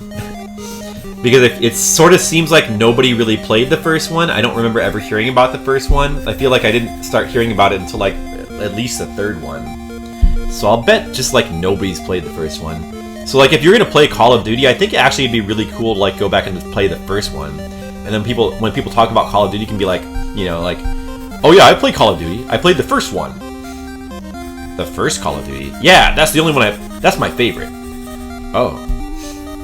Cool. Yeah, it's the best. All the other ones suck, but the first one was great. Nobody has that point of view. That doesn't exist. Call of Sonic Theft Auto. There you go, Mr. Leo. Yeah, we can mix it all together. Why isn't there a Call of Sonic Theft Auto? It's a great idea, you know? People love a crossover. You were a troubled team, Nachos. That's right. Hey, Brigand, what's up? Welcome. I was watching you in your stream earlier at Hollow Knight. Play Call of Duty 1 through 4 at most. You play Call of Duty Medal of Honor and Battlefield. That's like playing the original Madden game. I think it would be cool to play the original Madden game too, like to only play the original and then just stop there. I think that'd be pretty cool. Like to take a popular series, but like the first one wasn't popular and just go back and play that one, I think is a pretty cool thing to do. Maybe that's even like almost intentionally hipster, but like I think it's cool just because you know, it's cool to take a popular series but then play the unpopular version of it Well, I just think in general. I think it's cool to play the first. Like, I like to play series starting with the first game. Just in general, I just think it's cool to start from the beginning. Even not even because of like story or anything like that, but just to see the evolution of the series. You know, because that to me that is just neat. That's just cool. I like to see how stuff evolves. How do you guys like this Lawnmower Man music? There was a first Call of Duty. Mom, was there a first Call of Duty? I thought Call of Duty was infinite, like God. It just always existed and always will exist. No, sweetie. Call of Duty did have a beginning.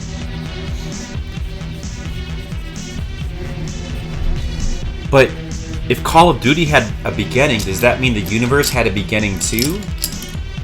No, of course not. 4 is your favorite? Interesting. 5 changed the course of the franchise for its detriment. 5, aka Modern Warfare 2, is the first that younger gamers played. Oh. That's interesting. I like to hear, even though I have no interest in playing Call of Duty at all, zero interest, I kind of like to hear about its history. It's just kind of interesting to hear about. Like what is the fucking history of Call of Duty? Like, how? Because it's so confusing with the way like games are numbered now, or often not numbered. They just have subtitles, and Call of Duty has like its side franchises. Like it's Call of Duty. There's Modern Warfare. Like Modern Warfare is technically part of the Call of Duty series, but where does it fit in? Or is it its own series? I don't know.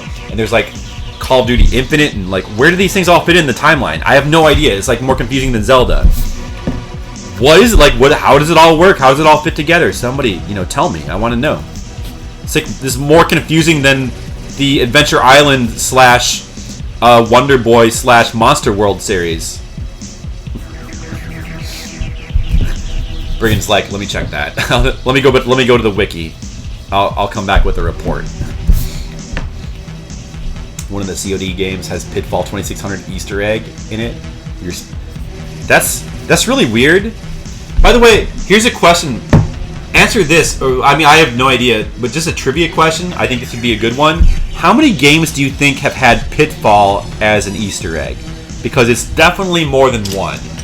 Because for sure, the Pitfall, the Mayan Adventure for the Super Nintendo, it also had Pitfall 2600 version as an Easter egg. And Call of Duty did it also. So that's 2. I feel like there's more. What do you think is? And then also like Donkey Kong has been an Easter egg. A lot of like classic arcade games. What do you think is the arcade game? What do you think is the game that has shown up the most as an Easter egg? Like an old game inside of a new game as an Easter egg. What do you think? What do you think game? Like, do you think it's Donkey Kong? Because there's some games that's happened to multiple times. The very first one was directed by Steven Spielberg. What, Call of Duty? Really? That's crazy. The first one was directed by Steven Spielberg? How is that even possible? Like, was the series that big even back then? I mean, that must have been the PS2 era, right? How is that even possible?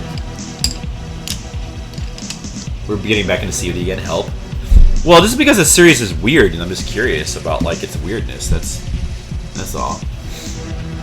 This music is kind of appropriate for, like, talking about Call of Duty, I think. This weird Lawnmower Man music. Because it's such a mystery. The series of Call of Duty.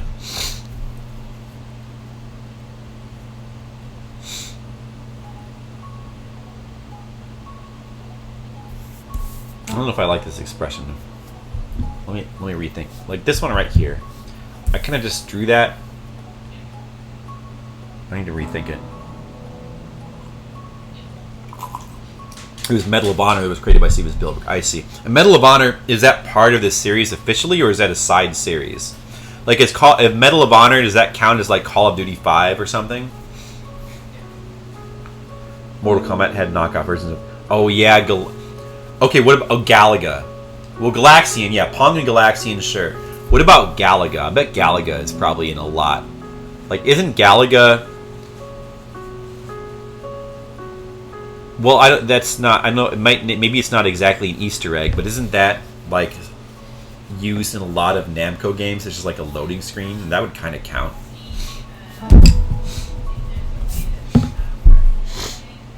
Rewatch Lawnmower Man. Lawnmower Man is. I remember it being kind of a terrible movie, but it might be funny now. I watched Game Grumps play through the Super Nintendo one, which is apparently like a really weird and dumb game. But that might be fun to mess around with. It was released 1 year after Saving Private Ryan. The movie. Oh, okay, yeah, I remember. Saving Private Ryan was quite an event. That was like a big event. I remember that. Yeah, that was huge.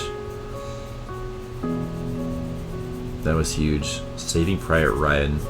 So yeah, and that time, like, war stuff must have been like super popular. Just like war things. The experience of war. No wonder the series caught on. It like rode the wave of Saving Private Ryan and that whole like war movie kick that people were on back then.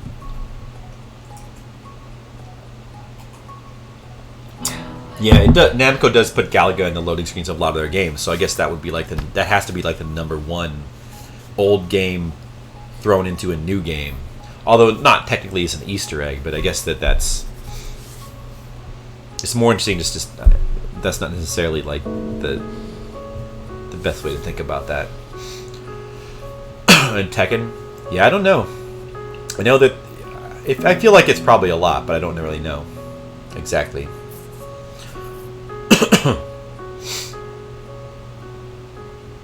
Medal of Honor is its own series. It's not part of Call of Duty. Okay, I didn't really know.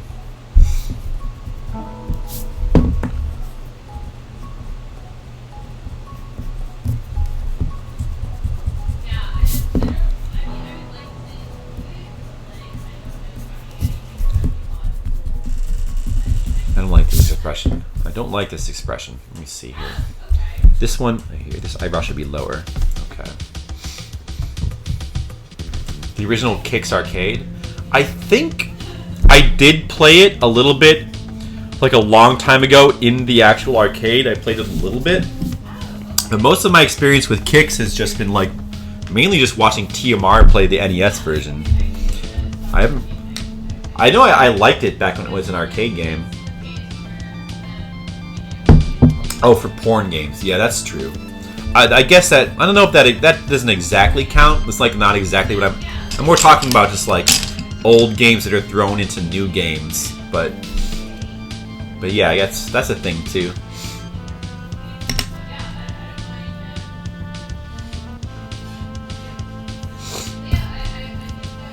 Clax is the one where you have to drop the squares onto the same color. That's like a totally different game. I've never actually... You know what? I've never actually played Clax. I know what Clax is. I've seen it, but I've never actually played it. I don't think.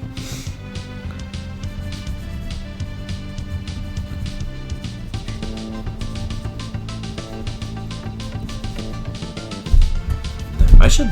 It seems like a fun game. I should play it sometime, you know? How can I... Boy, this expression is harder to draw than it seems. Huh.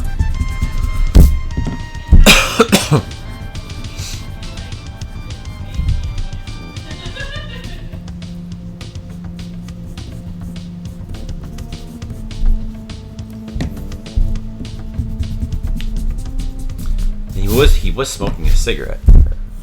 I didn't make up my mind if he has a cigarette in his mouth or not. I'm going to say he does. Okay. Oh, Ninja Cat, aka Kyatan Ninden Teyande. That feels like a Mr. Leo request right there. Oh, that's Brigand. Oh, okay. Never mind then. That's pretty...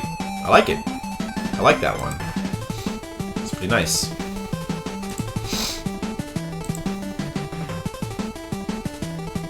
You actually don't really like Clax? Oh yeah?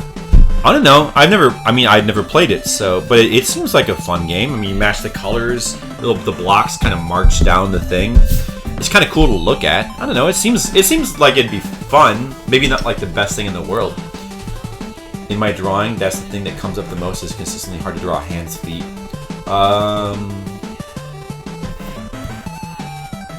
Hands. Hands, if you're asking like what part of the body is the hardest to draw, it's definitely, like, on a general basis, it's definitely hands. It's definitely hands. Hands are the hardest thing to draw. Feet are hard too. Like, the feet, it's probably underrated how difficult feet are, but there's still, like, there's less. Feet essentially don't really change. Like, they look, you draw them one way, and then that's it. Like, they can't pose in different, they don't have different positions. Like, with hands, there's all kinds of different, like, finger positions that you may need to do. And sometimes they can be, one of the hardest things to draw is just hands just hanging, or just like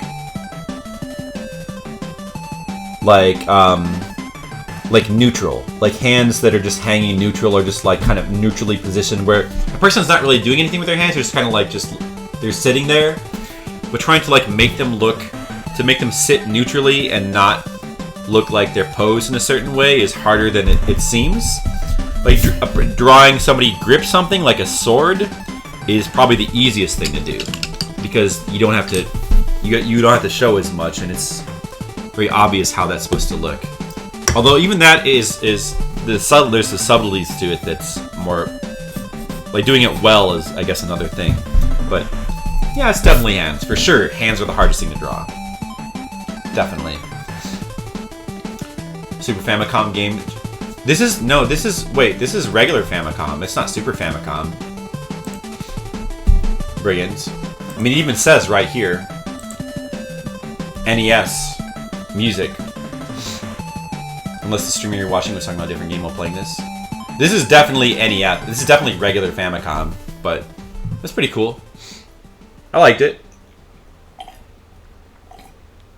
To put the feet in boots. Yeah, well, that's the other thing, is that usually people wear shoes a lot, so you don't really have to draw feet that much. When you do have to draw them, I think that they can be surprisingly difficult to draw and look right, but I never really had that big of a problem with feet. Hands are definitely the hardest thing. I mean, I obviously, and hands are something you need to like. You need to. It's like one of the most important things to learn to draw, because there's always hands in every panel. Like, people always have their hands showing. Even if they're wearing gloves, you still have to like pose the hands. You have to draw the positions and stuff. So, yeah, hands is the hardest thing to draw as far as a body part.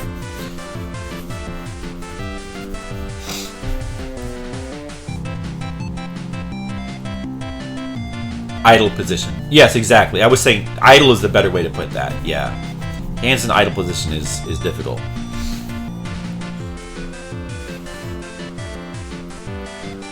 See, I don't know. This expression is just not... Even that one, I'm not even sure if I like this one anymore. Expressions also can be very difficult to draw when you're trying to like get subtle, specific kinds of expressions.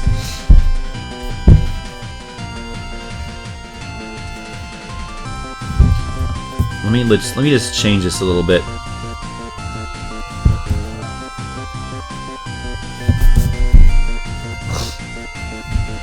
A Cave Story, by the way, always good music. This is actually on my playlist. I see that this is requested by Brigand, but like this could have come from me too, because this is on my actual playlist. I've got a bunch of Cave Stories. Cave Story's got a fantastic soundtrack, man. Still, I still think it's my favorite indie game of all time, but there are some other good ones. Metal Masters for Game Boy. I feel like I've heard of that, but I don't remember what it is. Metal Masters. It sounds familiar. You know what? Let's actually have his mouth hanging open a little bit here. I think that increases the feeling that I want to have for that panel. And then for this one, so he doesn't look. So he looks too. Yeah, this is not quite right. Like, let's have her eyes be like a little bit more closed. Eyebrows lower. There we go. That's more like what I want this to look like.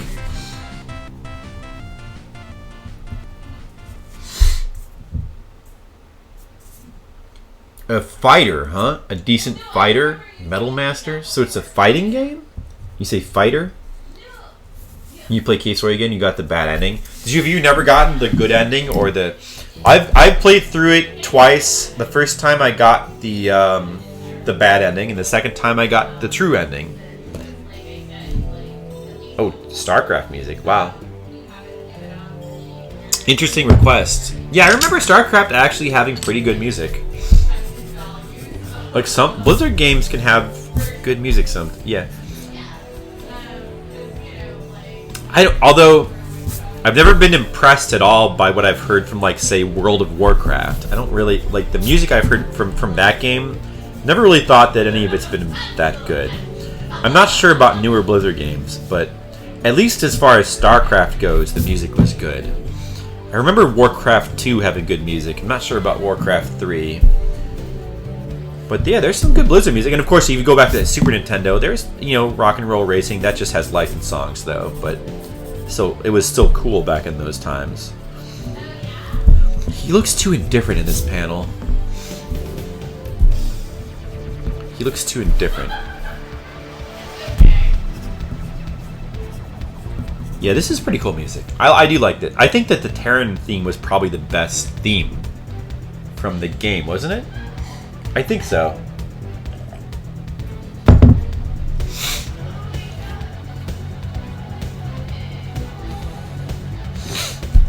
I feel like, well, at least that's what I felt when I was playing StarCraft. I played a lot of StarCraft 1. And I feel like the theme that I was always the most impressed by was the Terran theme. I think. I remember this music too. It's all coming back to me.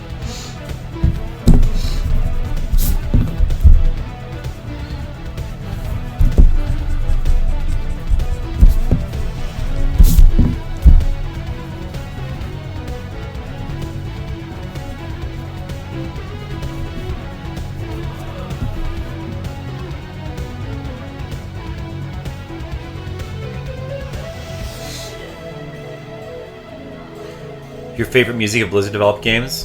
Boy, you think so? Oh, I don't know. StarCraft, huh? Well, I'm not sure how I feel about, like, the Zerg and Protoss themes, though. This theme right here, I feel like this was the best from that game. Let me think about that. No, I'm gonna... Diablo is Blizzard, right? Yeah. I'm gonna have to disagree with you, Brigand. I'm gonna have to say it's got to be Diablo 1 for best Blizzard game. Well, let's just think about the Super Nintendo games they did recently. What I guess, I mean, there's Rock and Roll Racing. I'm gonna discount that because that's licensed music. There's Blackthorn. Blackthorn has a pretty cool ambient soundtrack, but it's not amazing. There's better. There's Lost Vikings has a good soundtrack. Lost Vikings actually has a pretty nice soundtrack, but there's only like one or two really big standouts from that game, though.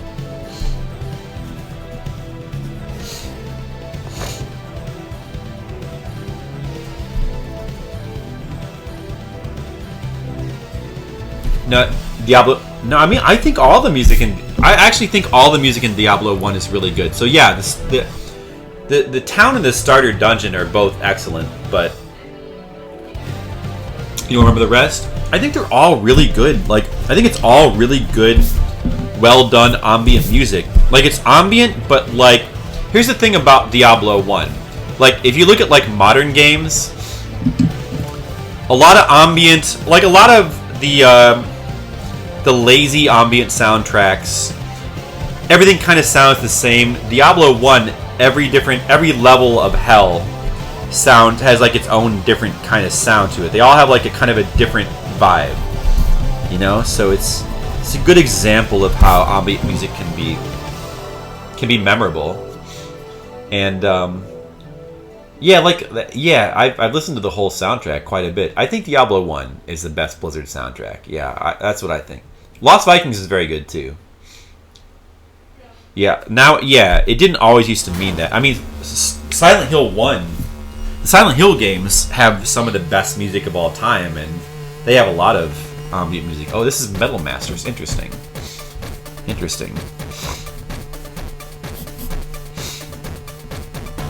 let's have him taking the cig. No, he looks. I need to make him look more like nice in this panel. Let's have him have the cigarette out of his mouth for this one. He can like just be holding it or whatever.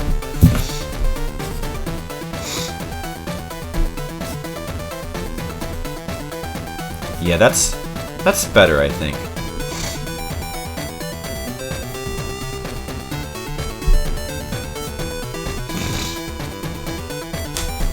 This is pretty cool. This is pretty cool music. Metal Masters, huh? So you said it was a fighting game? Is that what you said? It is? Oh, you said it is, yeah. Fighting game, huh? Well, that's...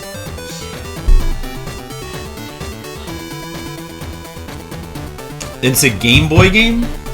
Is this Game Boy or Game Boy Advance?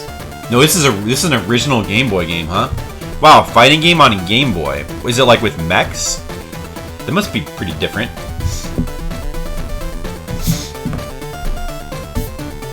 A robot fighting game. Okay, yeah. So with mechs, yeah. I mean, since it's called Metal Masters, I kind of got that impression. This is pretty cool music, too. This is pretty neat music.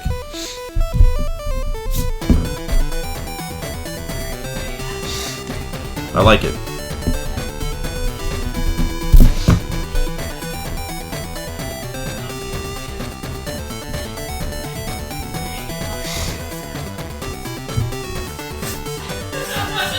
Okay, for this panel right here, big close up, big serious close up.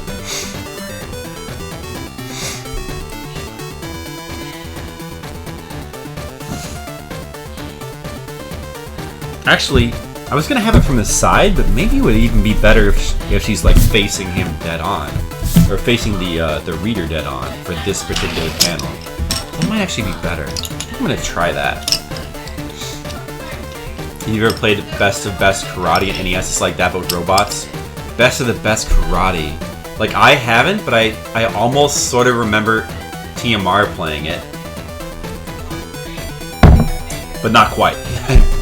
I sort of remember him playing that. It's not really coming back to me, though. I'm sure I saw that, though. I don't know. Best of the Best Karate. So kind of one of those early fighting games. Right? Interesting. Interesting.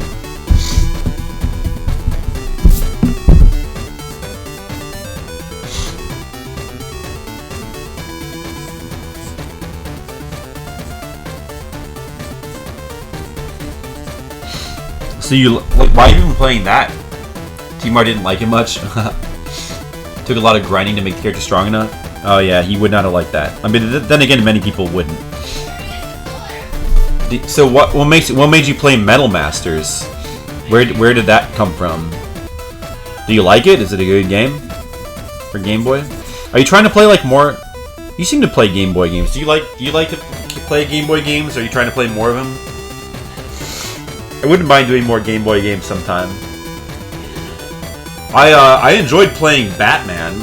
That was a fun game. Batman on Game Boy. Some of the other ones we tried were pretty cool too. Like, I wouldn't mind doing some of the Mario games. Of course, like Gargoyles Quest was like a lot of fun. That was a really fun game to play through.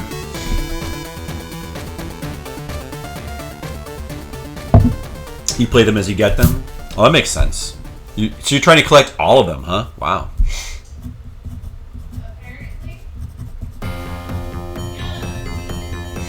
Oh, hey, is this... Oh, this is Brigand? Yeah, Brigand is a big fan of Alicia Dragoon's music. I think that when I played through Alicia Dragoon, that was like actually a Brigand request, right? Like, I played that because of Brigand, didn't I? I think so. That was a really cool game. I really enjoyed playing through that.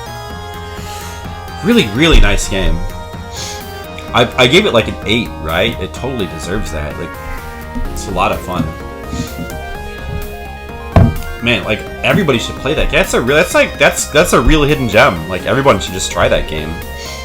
It's really original. Like, it's neat. It's fun. The lightning mechanic is cool. The music is really nice.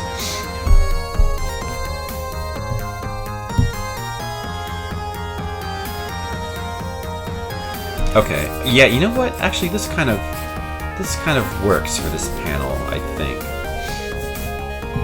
But yeah. Let's try this.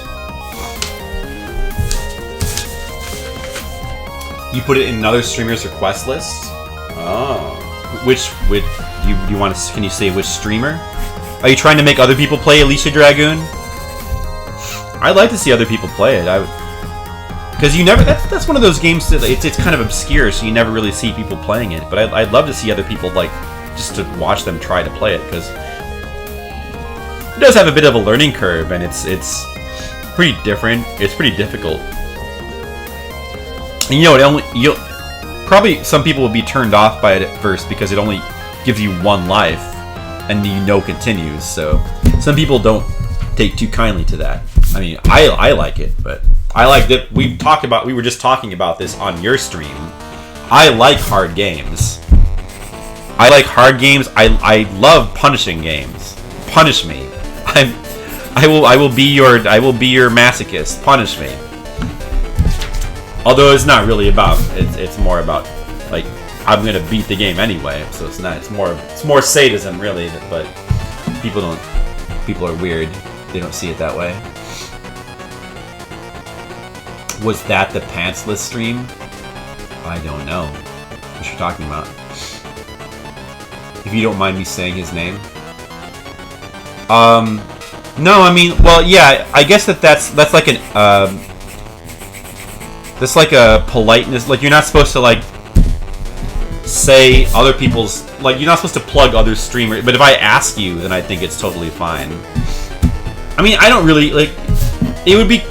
I will say there's one thing that I think would be really lame for you to do, and that would be if you are about to stream, for you to be like, okay guys, well, I'm gonna go stream my stream now. So, well, even that. I mean, if it's like say Mr. Leo, if it's Skittles, if it's like McCaranice or whatever, if it's people who we're friends with, even that I'll give them a pass. But if it's somebody that we don't know that well, who's like, all right guys, I'm gonna go stream, so maybe watch my stream if you want. That's kind of lame to do, in somebody else's stream, to try to, because it's almost like you're trying to pull viewers away. But just mentioning that you stream or someone else streams and plugging their stream, I don't have a problem with that. I'm pretty loose with that. It doesn't bother me. I think it's fine. Flip needs spanked. Maybe I do. By the video games. Spank me games. I remember that punch. Hurt me more, Snake. Snake, hurt. No, Colonel. Snake, I'm gonna hurt you more. Oh, remember that one, Metal Gear Solid 1, when he's getting, he's on the torture chamber? He's like, can you hold out, Snake? They electrifying him. That was pretty neat.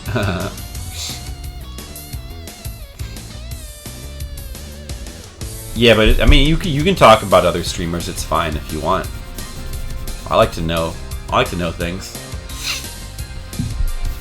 Okay, no, let's redraw this. This is not right. Let's see. How do I want to draw her mouth? It should be like this. There we go. Rondo of Blood. There you go. Another song that you've matched. Another match of a song on my playlist. I have that one too, of course. I like when you guys match songs that are on my playlist. I mean, my playlist is really huge, so it's not that hard to do. I have over 1,000 songs on it now. And, there's probably a dozen from Rondo of Blood. Certain games, it's going to be pretty easy to match, because I put a whole bunch of them on there. Don't use auto fire, or I'll know. Oh. You never found out if he would know. I think he does. Yeah, I think he can detect it somehow. If you're pressing it too. I don't know. I think he will know. I don't remember if he knows or not. Can he? That's a good question. I never found that out either. I guess I assumed that the game would just be able to, if you're pressing the button too fast, he'd be able to know. But what if Takahashi Meijin is playing? He's doing his inhuman super fast button pressing. will the computer just automatically assume that he's cheating? No, that can't be how it works, right? So maybe he's just bluffing about that, about knowing that you're using auto fire. I remember that. I remember him saying that. Like, Revolver Ocelot. He requested Salty D stream it. He's been on months-long 4th generation exploration where he takes Super Nintendo and Genesis requests. Okay, I've never actually been to... I think I've heard his name before, but I've never actually been to his stream. Salty D, huh? Yeah, I've never been to his stream before. I'll have to keep him in mind, I guess. That's cool. I like the sound of that. I might want to check out his stream. It sounds pretty neat. Yeah, I like that. I prefer it if he also included 3rd generation, but, you know, beggars can't be choosers. Project S11. Project S11? Never heard of that. Sunsoft, huh? Ekans Desert. He was in here briefly? Oh, really? Did not know that. Was not aware of that.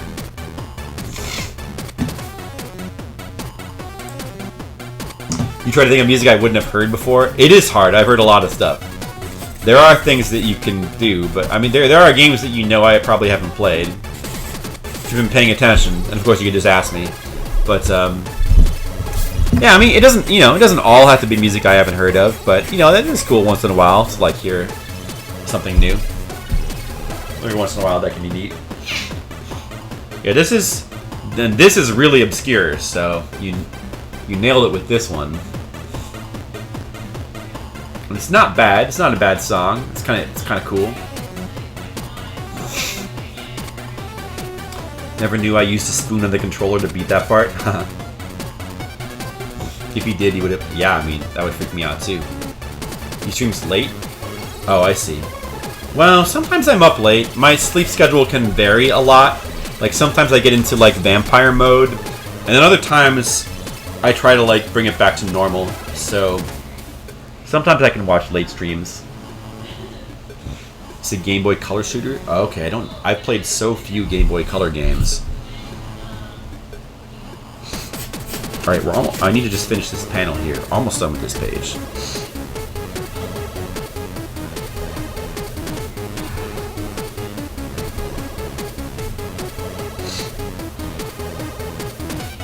Shogo OST, Akuma full.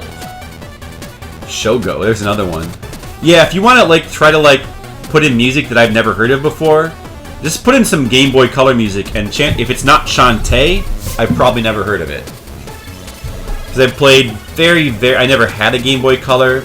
And the only Game Boy Color games I've gone back to emulate has been Shantae, and Wario Land 3. That's it. The only 2 Game Boy Color games I've played ever. So if you want to find some music I have not heard, then Game Boy Color is the way to go. I played a bunch of DS games. I played a bunch of Game Boy games. They played a bunch of 3DS, but Game Boy Color, that's like the one blind spot I have. I've just played like almost like just nothing. It's a complete blind spot for me.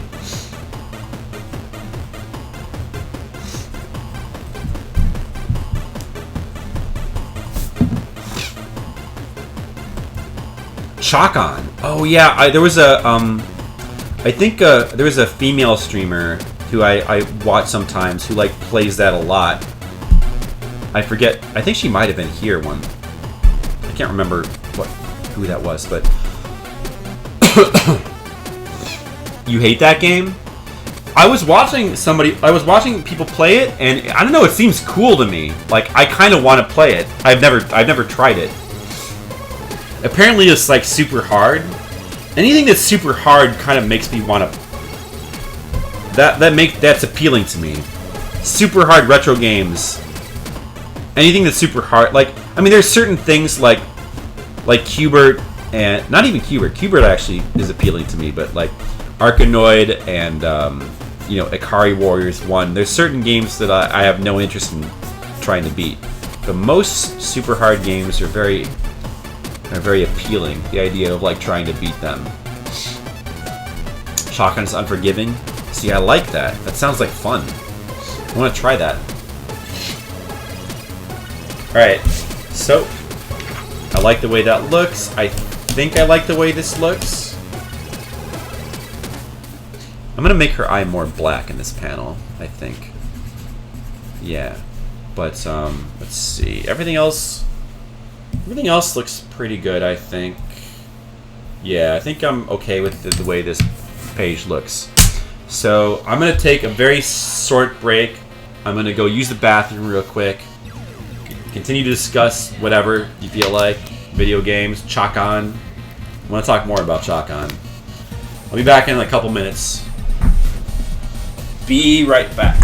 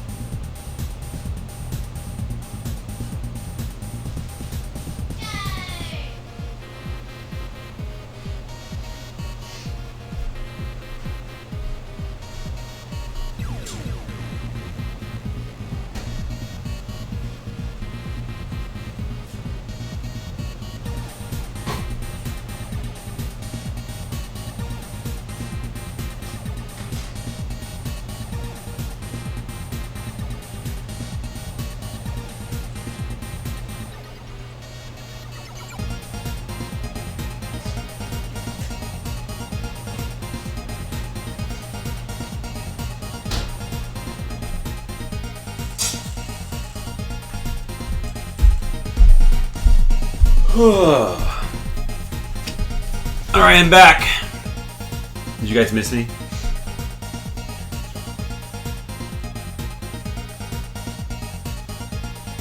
Game Boy Color had a short life. Yeah, that seems to be true. I guess it's an easy system to miss out on. Since it's NES November, you might request Wolverine. It has a good control, but it's pretty punishing. Yeah, Wolverine, that's actually an LJN game, isn't it? From what I see, like, I think that game is sort of like a mixed bag in terms of like how people generally feel about it. Like, I feel like people are more negative on it than positive, but it did have some pretty cool music. I kind of remember Wolverine. I wouldn't mind trying Wolverine. We could play that. See how it is. Some good tunes. Some parts of the music are a bit ear bleeding. Yeah, it kind of has that like very European sound to it, doesn't it? Like a lot of like warbling, you know? But like I remember like at least the first level song beat. I think I rented that and like played like I don't think I liked it a lot, but I probably didn't get far in it, I guess. I don't know. I didn't care about it enough to like yeah, I do remember playing it briefly as a kid. Has good music. Yeah, I remember like when I watched TMR play through it, I think I remember the music being pretty good for like a lot of the game. Is this SOR? It's called Shogo. Anyway, we're going to start on the next page. This is page 36. This is supposed to be Monday's page, next Monday's, because we got like okay. So this is actually Friday's page. This, which I didn't draw on stream, but this is actually Wednesday's page, tomorrow's. What is today? Today's Tuesday, right? So yeah, this is tomorrow's. And now we are starting on. Oh, wait a second. We're starting on Monday's page. This page actually has nudity on it, so I don't know I guess I can't finish this on Twitch. How much of this can I draw? Well, I can draw part of it, I guess.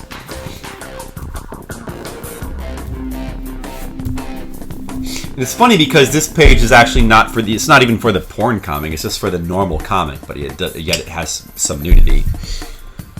I guess you can't really draw that on Twitch. It's the only LJN game you like. I really like Nightmare on Elm Street a lot. And I think that Friday the 13th is kind of an okay game. I think there's a couple other LJN games I kind of like. And that's just on the NES. I mean, Alien 3 for the Super Nintendo was technically an LJN game. That game I've always thought was really good. And a lot of people apparently like Maximum Overdrive. Or no, Maximum... Was it called Maximum...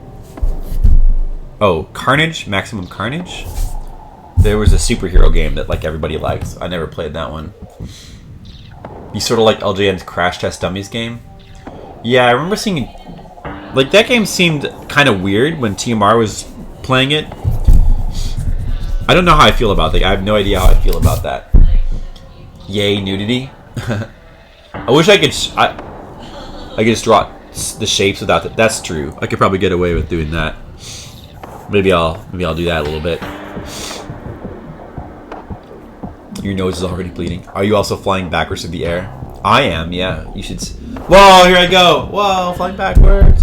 Whoa. Okay, I'm back.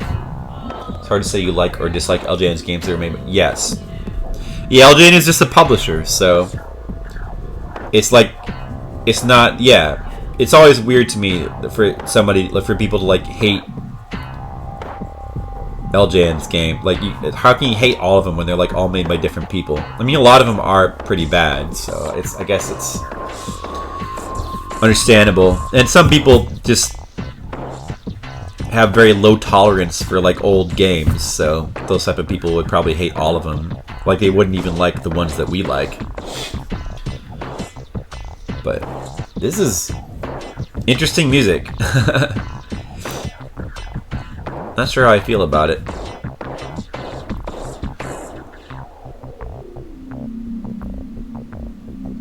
LJN does have say over quality.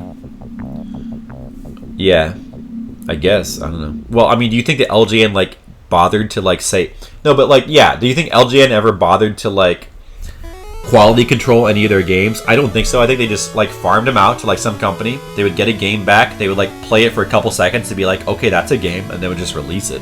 That's what I think.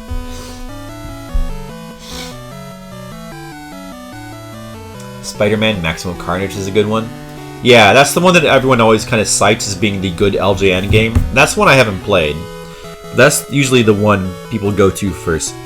Nobody ever cites Alien. I don't know why nobody ever like says Alien 3, because that is an LJN game, and I know that there are multiple LJN like Alien 3 games. I know that they're like all different. Some of them are better than others. The NES one is like a little bit more questionable. Like it's kind of okay, but the Super Nintendo one is honestly like genuinely good. I think maybe just not a lot of people have played it. It's a really solid game. The Genesis one is kind of... They're all the Alien 3 games are kind of different, so it's a little bit weird to talk about them. No, I doubt they gave a shit. Yeah, exactly. I'm sure they didn't. Dig Dug music. Now, this I've heard. Of course I've heard this.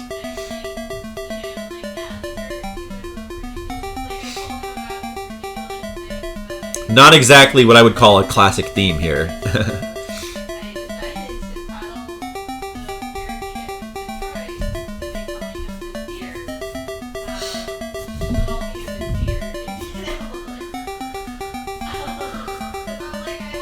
A little bit too repetitive for its own good. Not the best. Not the best. You like the way the game plays music only as you walk? Oh yeah, I like that too. That's like cute. It's a cute way of.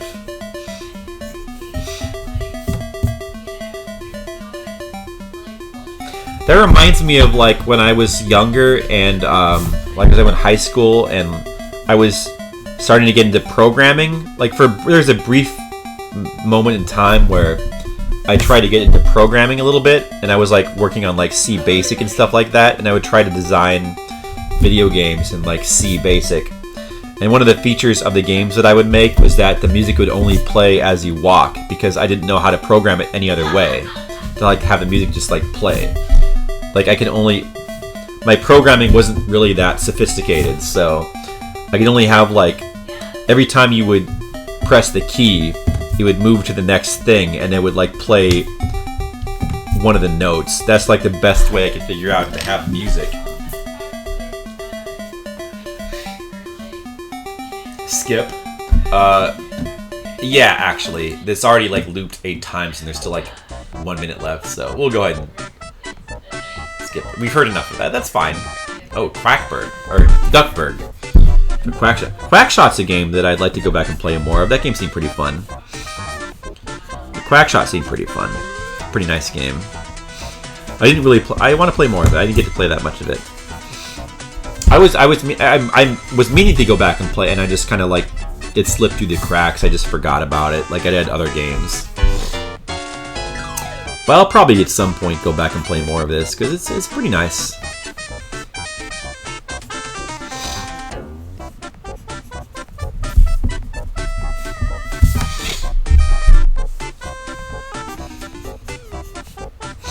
Yeah, pretty good Disney game here.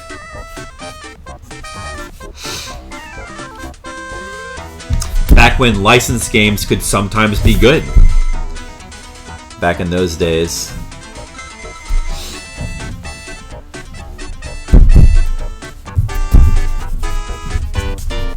These arms don't look. I don't know if this pose is great. Why does it not look that good? Maybe because the arms are like too short. I think that might be why. Now Tales of Fantasia. Oh, interesting. Is this a Super Nintendo one? The first Tales of game was from Super Nintendo, right? And I think it might have. Is this one, isn't it? Is this Super? Yeah, this sounds like Super Nintendo music. I think. There's a series that is extremely long running and has so many games that I've never played a single one of them. I need to get into that sometime.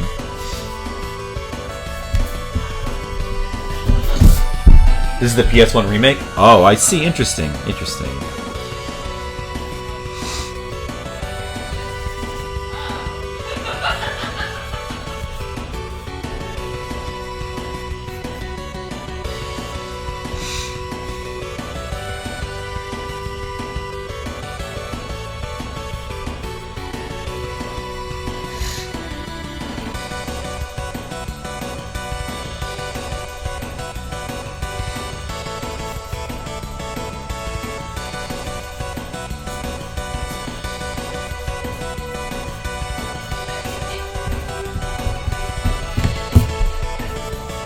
That's pretty good. That's pretty good music.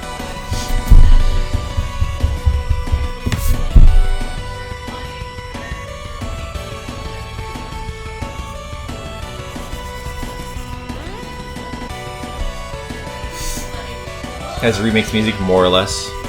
Yeah. Makes sense.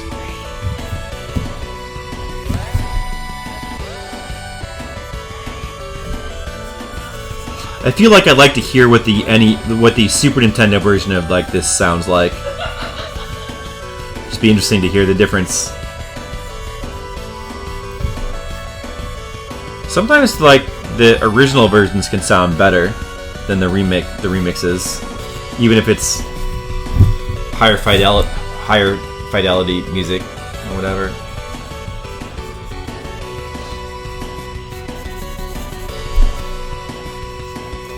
Okay.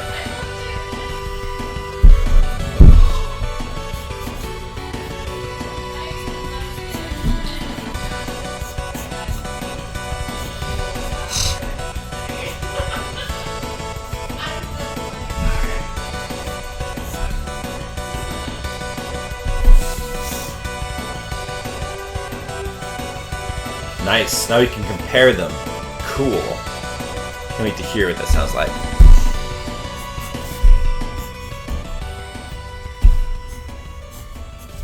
I like to compare the different versions.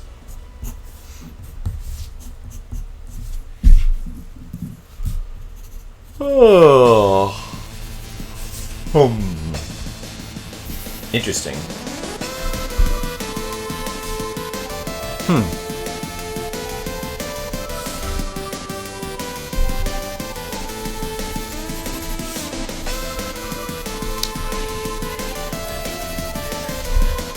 Okay. There's a panel.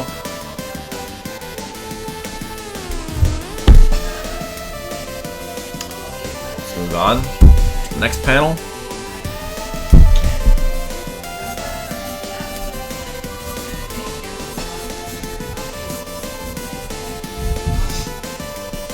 Oh, I forgot to put the sound effect on this page, which it should have. Hold on. You know what? Let me just do that real quick.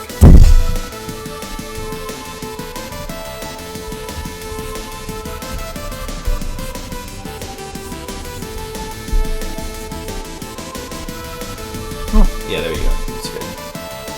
Like that would be good. I don't know which version I like better. This version's pretty cool too. I don't know. I think I might like this version. You prefer the PS1 version? Hard to say overall. I don't know. I'm not sure either.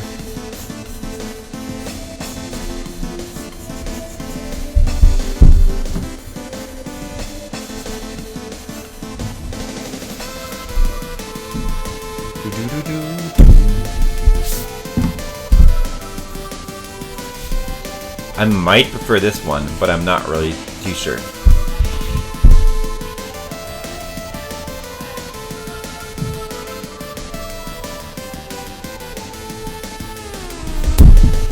Have you played the Tales of Fantasia? Have you played a lot of Tales of games, Mr. Leo? Or do you simply just like the music? What's the one that everybody always says is like the best one? Was it Fantasia? No. It's not Fantasia. It's like one of the GameCube ones or something. What's the one that there's one that like everybody always says is like the best one, but I don't remember which one it was. Although probably like nowadays, like these days, a lot of people haven't played the original, so you have to discount those. Just this first one and a little bit of another. Interesting. Yeah, it was like interesting for the time because it like actually involved more fighting game mechanics into the RPG, which is pretty interesting. Tales of Symphonia. That's it. Tales of Symphonia. I think that's the one that everybody usually says is like the best one. Like, yeah, you need to play Tales of Symphonia. I think that's the one. Yeah, I'm pretty sure it was on GameCube, so it must be. Maybe. Shining Force. Another series that I haven't played any of. But I'd probably enjoy them. They seem like cool games. The later ones look too anime-des, Omoshi Roine to me, if you know what I mean. Yeah. Oh, I don't... Sometimes that can be good, and sometimes it can be too much. I feel. But like, they do. I mean, I've heard mixed things. Like some of the newer ones are like better than others, is what I've heard.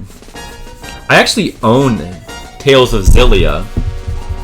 I got that one because like I read about it and it seemed cool, but then I never played it. I never got around to playing it. I have it still. Here, I'll prove it to you. I'll prove it to you. Hold on a second. It's like right here. I think. Oh yeah, here it is. See? Look at this. See? Oh.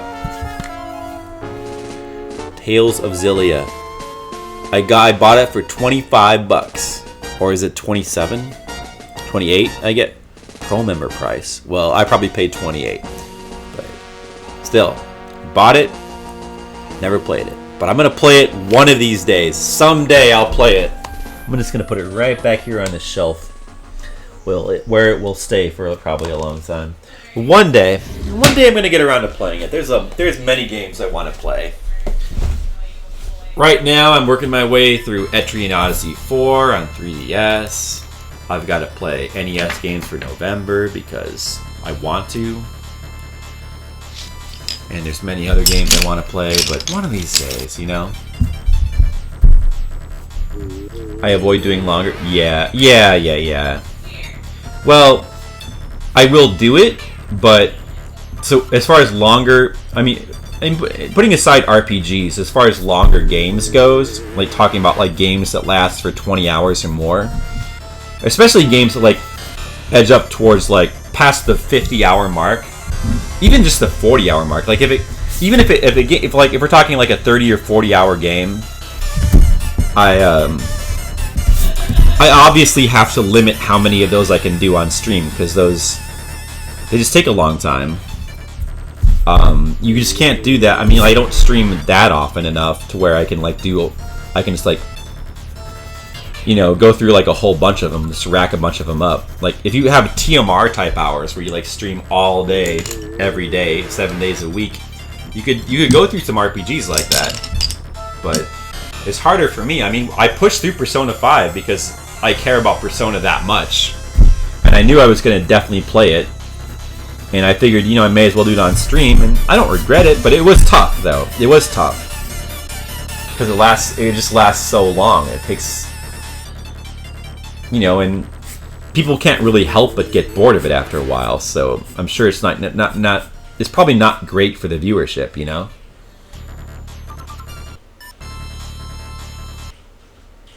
Oh, that's weird. What happened to that song? Even the first game has fighting game elements? Yeah, I remember hearing about that. It's not turn-based? Yeah, it has, like, you actually do fighting game, like, commands and stuff like that. Yeah, I knew about that. Like 80s battle anime style, the super cute moe look doesn't do much for me. It depends. Like, sometimes I think it's okay. I'm alright with it. I guess I prefer the more 80s anime style, but the more modern style, sometimes it just depends on the game and the art style. Like, some of them are better than others. Like, Etrian Odyssey has a more modern look to it, like the characters. I guess some of them are kind of in the 3D, like in the moe-ish. Maybe, I don't know. It's hard to, but like, I think the art looks, I think it looks really good though. I like the way the characters look. But then there's others that don't appeal as much. But it really just all depends on whether the character designs, whether they're good or not. I think there could be good or bad in that style. Yeah, Roston is awesome. I don't know why I need to like get a new version of that song in my playlist, I think, because it like fucks up at the end. But yeah, I love that Roston music.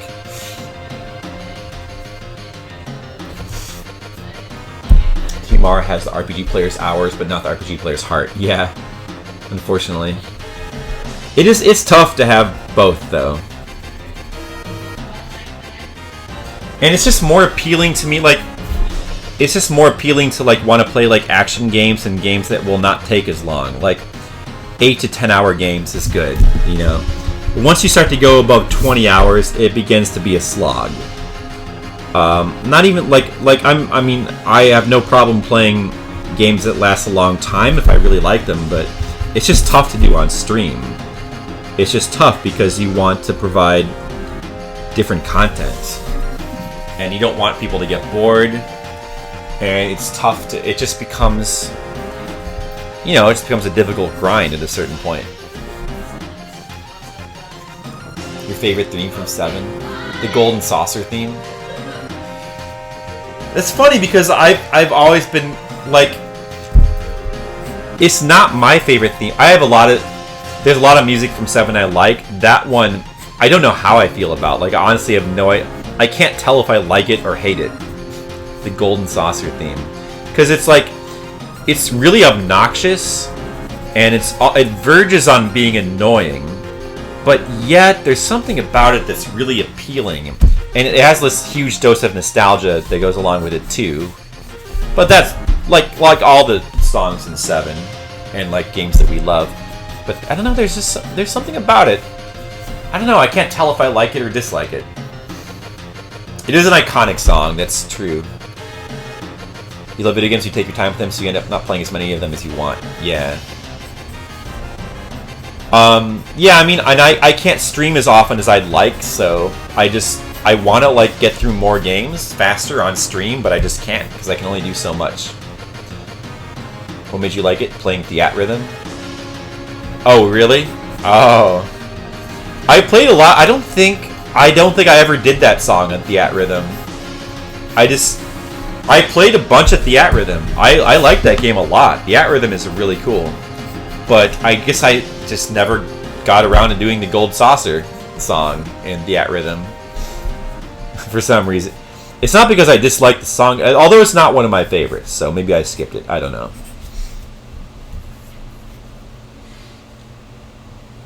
And I was enjoying Theatrhythm. Like I was playing like a bunch of the song. I was like learning to do a bunch of the songs on difficult.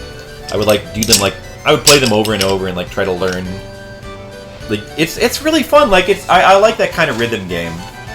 I played it with this. Let me think. The stylus. I mostly played with the stylus. I didn't like using the buttons because I felt like I'm always worried about wearing the buttons out on a portable system, so when I have a choice between stylus and buttons, I usually go with stylus, unless the stylus is really difficult. But for Theatrhythm, it felt like a natural. It just felt more natural, so it felt good to use it. So in those cases, I tend to lean towards using the stylus. And it feels good to play with the stylus. You were just using buttons for a while, but it's fun. Yeah. You like the super hardcore runs of that game? They usually use the buttons. Oh, really? Oh, interesting. I mean, I was doing pretty well with the stylus, I feel like.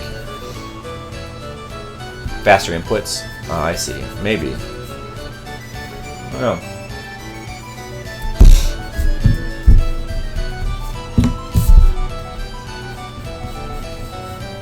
Well, I think at first it feels more natural to use button. Like you want to gravitate towards using buttons because you're just more used to buttons. But just kind of the way I think the game is kind of designed to be fun with the stylus, though, because the way that you have to like kind of swipe up and down a lot and swipe in various directions, and the tapping, the alternating between the swiping and tapping is kind of, I don't know, it feels good with the stylus, so I kind of like playing it that way. There we go. Here's a classic song. Oh, this is my request. This is my playlist. Little Zelda, never hurt anybody, right? Classic Zelda song. They ported the game to iOS where you just use touch. Oh, I see. Yeah, see that sounds. But if you have to choose between stylus and touch, I would always go with stylus. I think that. I don't like touch controls just in general. I don't even mean not only for video games. I don't like touch controls on my phone that much. Like sometimes I wish I had a stylus for my phone. I mean, touch controls are fine for just basic functions. You know, like if you just want to like press a button to bring up your Maps app, it's fine. But like for doing any kind of like it's awkward. I still find it awkward for typing. I know you can get used to it, but. And phones have autocorrect built into them just for that very reason, because it's really difficult to type on a phone without like pressing the wrong things. I mean, they know it's awkward, you know. I don't know. I mean, I have a smartphone and I use it. But I've always felt like they're not the best designed things in the world. There's like all kinds of little things about them that annoy me. But, you know, people just get used to it and they don't really think about it, so nobody's gonna like change. I mean, nobody's like rushing to reinvent the smartphone, even though I feel like there's things that could be better about them. They brought out the Dragon Quest Theatrhythm.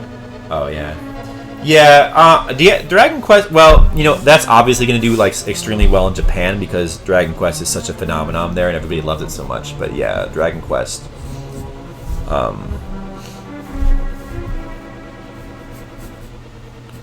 Of course, Dragon Quest has cool. I think there's a lot of cool Dragon Quest music, but you're right.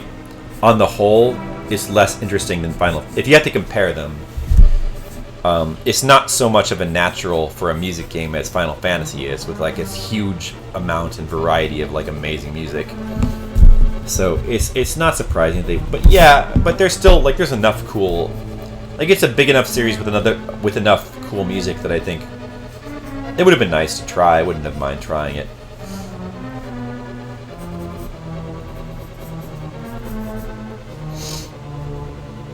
Yeah, that would have been nice.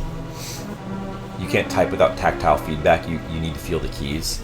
It's really weird. It's really weird. That's another thing I don't really like about modern phones is the lack of keys. I mean, I guess that's why people have like things like the Blackberries and those other things like that, where they have like the keyboard, but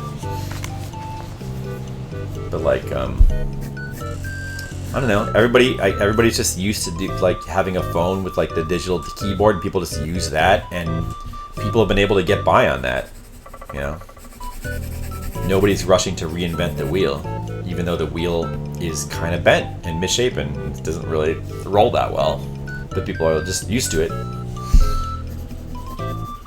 Well, I mean, like, see, that's why, like, I obviously, it's hard to get by in life these days without a smartphone because it's so useful in a lot of the functions it gives you, but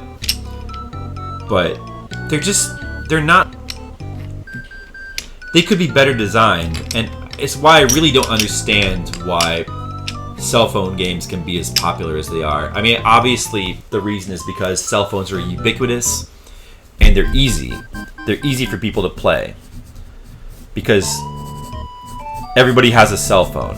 It's like the most, if you want to talk about an install base, the highest install, like nothing beats cell phones for like highest. Everybody has one, so it's a natural thing, and it's very portable. So it's like the ultimate portable system. It's understandable, I guess, why they're popular, but cell phone games are such garbage. It's just not a good. It's not a good system for games. It's just not good. That's an opinion, but I don't know how anybody can like. There's people who just love cell phone games. I don't get it. Whatever.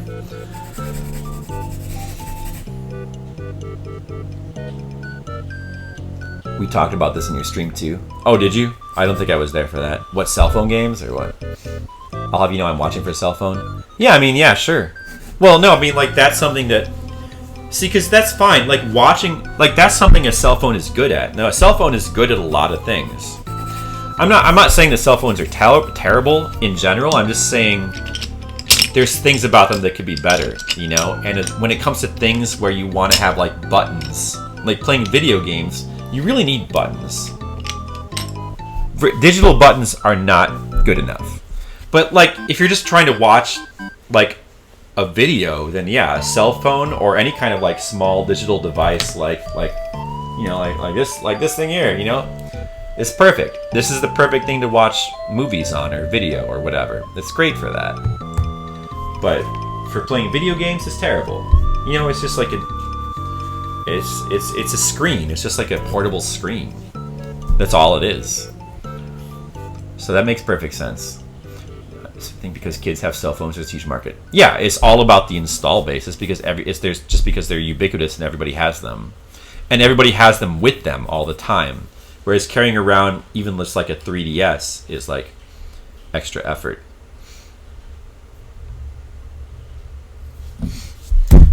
Okay, I'm gonna change this expression because these like looks too surprised. Like the Mario Paint music. Oh. It's just like a little bit of empty space, a little bit of empty air on the end of that song. So we'll just move on. Here we go, Buggy Run, final lap. This is a song I got from Legacy Music Hour. Oh, I forgot to draw his ear in this panel. I should probably give him an ear. A streamer played a bunch of bad Android games the other day. Man, those are bad, and they force ads into everything. I know, God, they're so horrible. Like that's not. I was just talking about like how the phone is not a good device because it's not well designed for games. I didn't even like. That's not even mentioning like the free to play garbage, the advertisements, the way they try to extract money from you, and all the game design is like built around that. All the games that are like just basically scams to like try to extract money from you. I mean, there's really, when you think about it, there's not that much difference between like a game like the free to play, some of the free to play games and their monetization schemes, and like pyramid schemes or other classic scams. It's all very scam like.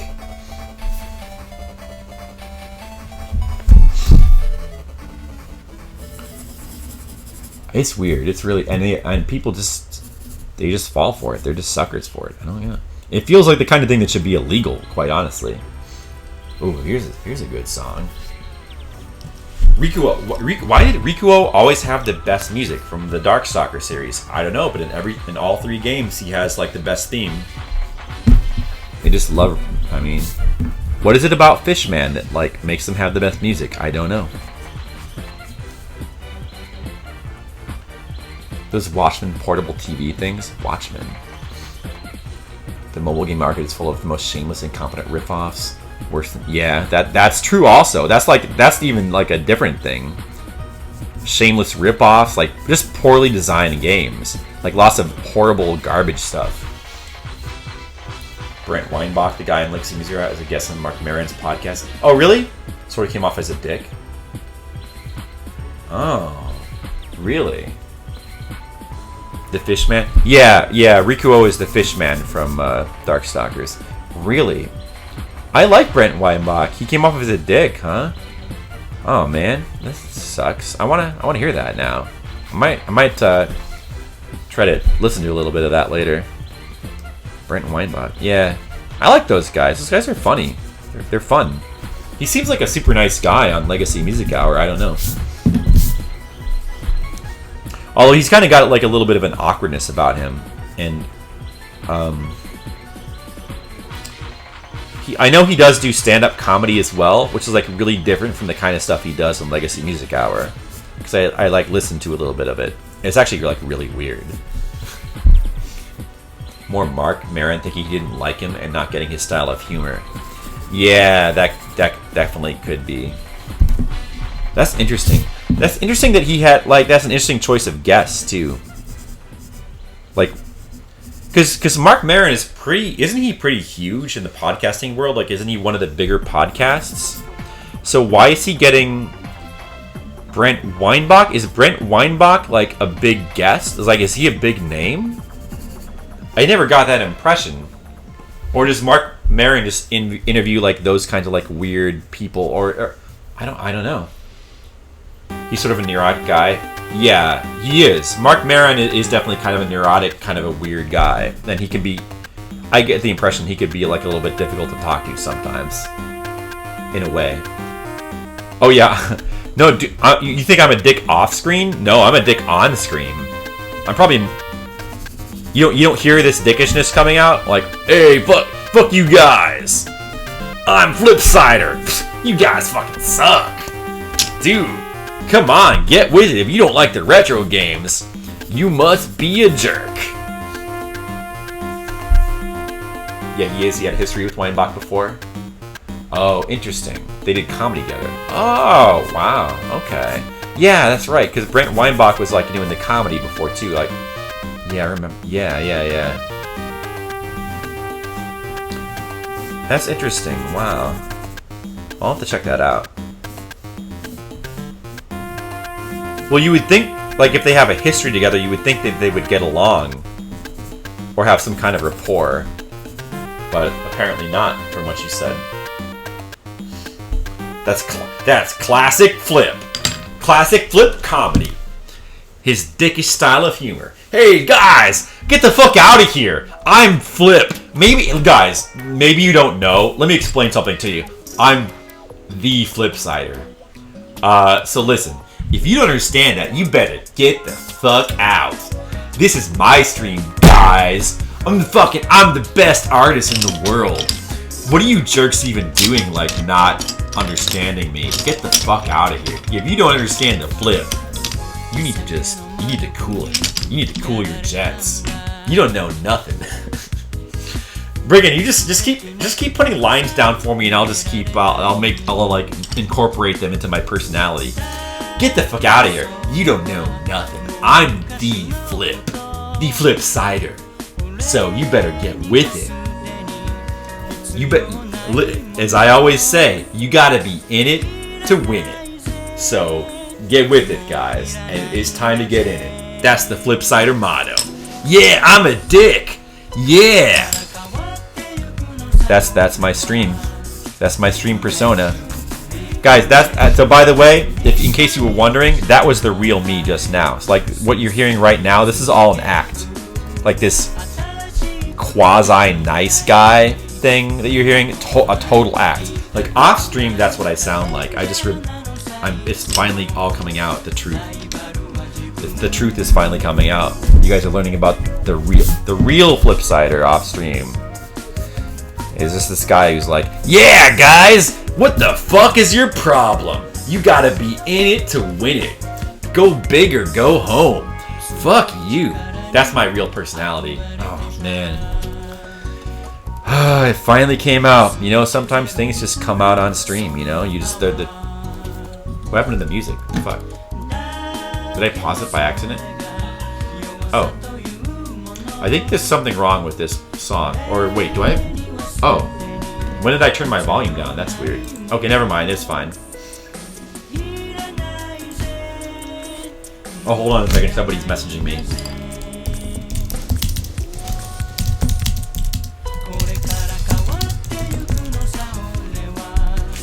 Okay. Anyway. By the way, this song, is this mine? This is mine, right? For my playlist? Yeah. This song's amazing. Oh, man. Katamari Damacy. Got some goddamn good music.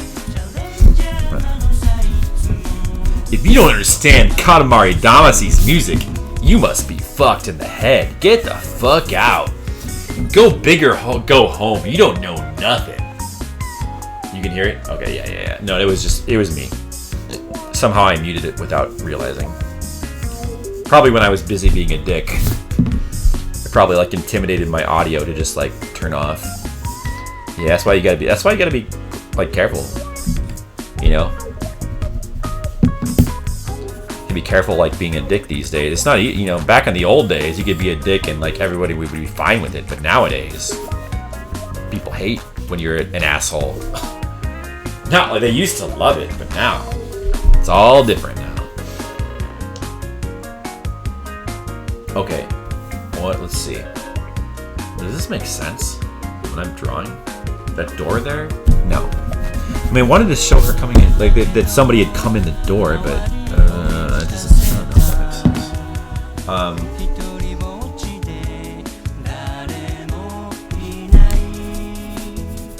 Hold on a second.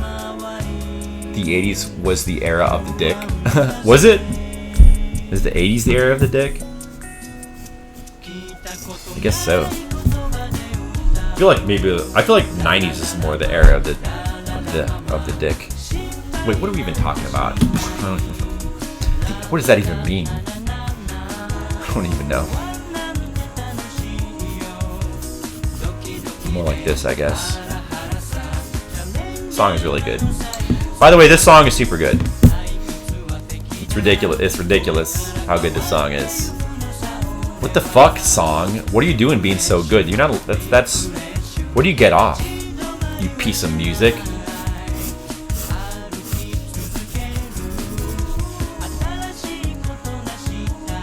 Atarashi, that means new. I understood a word. Oh, I gotta get back to trying to learn more Japanese. I've been like totally slacking off on my Japanese studies. I really gotta get back to that.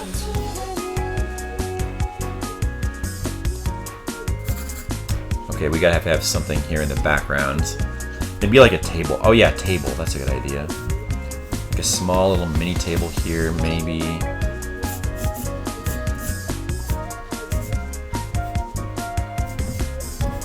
Yeah. And then maybe we'll have like a little edge of a dresser here or something. Okay. Got a problem with that? Oh, there you go. There you go. Get the fuck out of here. You don't know nothing. Go big or go home. Got a problem with that? I don't think so. I'm Flipsider. You got a problem with that? You better take it out. Take it out with the trash. Because that's what you are. Eat that, sucker. There you go. Got all my catchphrases. Got them all ready. Do do do do. Oh, this is Brigand music now. There you go. Ninja Gaiden. Do do do do do do.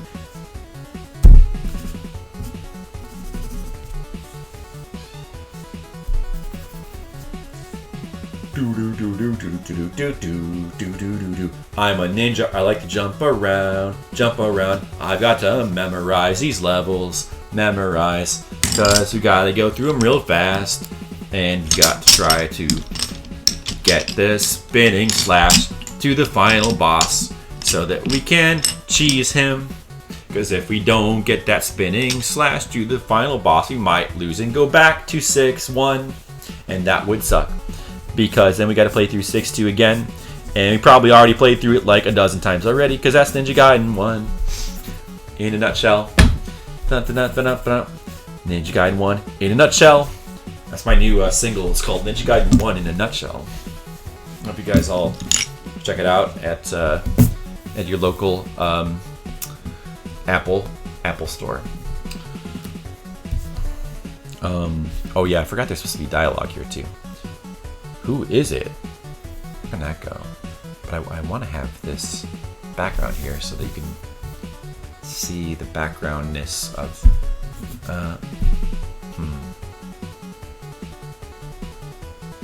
Let's just put it. Oh, I like right here in the middle. Actually, yeah, that probably works. Who is it? Right here.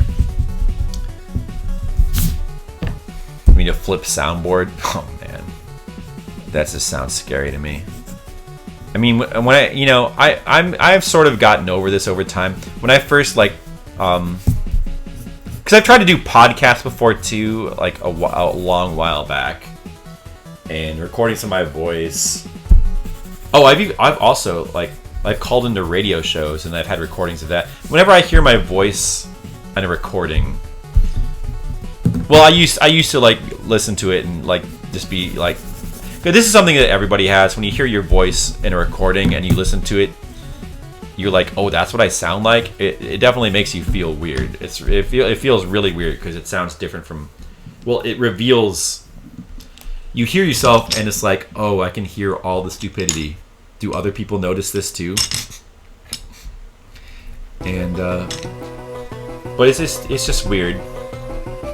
It's a really weird thing. But I've kind of over time I've kind of gotten over it. It doesn't bother me as much as it used to. Oh, Castlevania Aria of Sorrow. I don't remember this music. I played through this game. I don't remember this song. Wait, let me listen to it a little bit more. But yeah, a soundboard of my voice would definitely make me feel uncomfortable. Combine the emotes, and that's what I'm doing right now. You're laughing with your hand in your face? Okay, I get it. Only on iTunes. Try that. Have you ever done that? Have you ever listened to a recording of yourself? Try it. Just to see how painful and awkward it is. It can be very painful. It can be difficult to get your head around it. I mean, you just have to realize that what you feel about it is essentially bullshit, because all you're hearing is just what you sound like. You're just not used to hearing yourself without. When you're talking, you're not really listening to yourself, so you don't really know exactly. You only hear what your image is of yourself. You don't hear so hearing the actual the actual thing that you sound like is sort of like hearing. It's like having the curtain peeled back and revealing like the man behind is like this little old shriveled up man. That's kind of what it's like. But you just have to realize that that's just, you know, that's what other people hear. It's not, you know, that's... Everything else is an illusion in your head. Whatever you think you sound like. Boy, is this... How I'm drawing it? You know, wait, no, hold on a second. Let me rethink this expression. We watched a friend stream Arya and Dawn of Sorrow, and you forgot how much good music Arya has. Arya, yeah, I like... Yeah, I don't know. You know, I want to say that I like Circle of the Moon soundtrack more, but then again, Circle of the Moon, it has a lot of good music, but a lot of it is rehashed music from other games, whereas Arya has more original music, so... And I really loved... There was one song from Harmony of Dissonance's soundtrack is not that great, but there's one song from it that I super love. And Arya, for me, it's really good as a whole, but it's missing that one song that I really, really love. Like, it doesn't quite have that. The one song that really stands out to me. It's a good soundtrack as a whole. And I haven't played Dawn, so I don't know how Dawn compares. But Arya, I liked Arya. Arya's a cool game, but I think I kind of prefer Circle of the Moon, actually. I guess most people prefer Arya. It's understandable. Arya is more like Castlevania Symphony of the Night. Oh yeah, this is a good one, though. This is a good one right here. I did like this. It's a very nice piece of music. There's some good music on this. Definitely some good music. It's a good solid soundtrack. Very solid. But let's be real though, it's still not as good as the soundtrack from Symphony of the Night. None of the Game Boy games are as good as Symphony of the Night. Like at some level they're all kind of that's the problem with the Game Boy games. Like they're fun, I enjoyed them, but they're all kind of held captive by because they're all trying to be Symphony of the Night in some way. And none of them will ever live up to Symphony of the Night. They just can't, you know?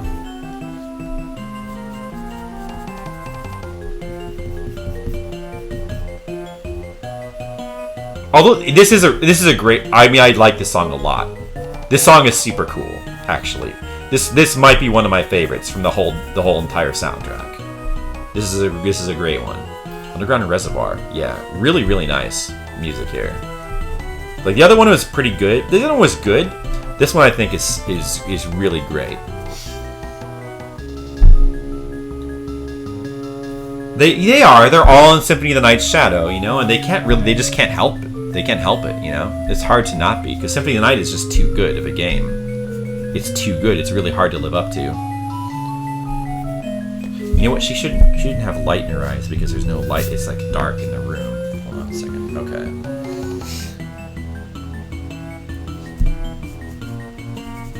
Let's just kind of make her eyes dark. Oh yeah, there we go. That's better.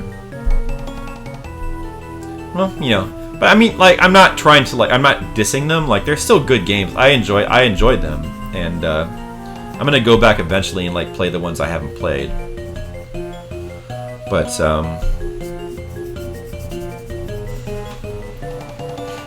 it's unfortunate because the Game Boy Advance Castlevanias, I played through all of them. I was kind of on a Castlevania kick, but that was like a little before I started streaming, so you guys never got to see any of that. Oh no. Man, I mean, yeah, it would have been nice. One of the coolest things about streaming is that your playthrough is like then saved forever. And even though I'm probably realistically never going to go back and like rewatch myself playing through any, it's just cool. I like having it though. There's just something cool about having it. Like there are certain playthroughs I've done that I wish I could go back and watch parts of my playthrough. Like Dark Souls, my first playthrough of Demon Souls and Dark Souls 1 would I would love to go back and just like watch it again, just to remember and relive like how it played out. Certain games, like I'd love to have my original playthrough of Mario 64 when I was younger. That would be amazing. You know, just I don't know. So that's that kind of thing kind of makes me really just feel good about. I like having this footage archives because you know, it's saved for posterity. And if I ever feel like just going back and seeing like what a playthrough was like, I can now. Like maybe one day I'll want to go back and rewatch my Banjo-Kazooie playthrough because it was pretty awesome. I mean, I probably wouldn't watch the whole thing, but just to be able to like turn it on and see it and just like see certain things. I mean, you know, I just think that's just cool. I don't know. Maybe I'm the only one who like feels that way. Maybe other people don't care. Probably most people don't. But I think it's cool having like saved footage of like your playthroughs.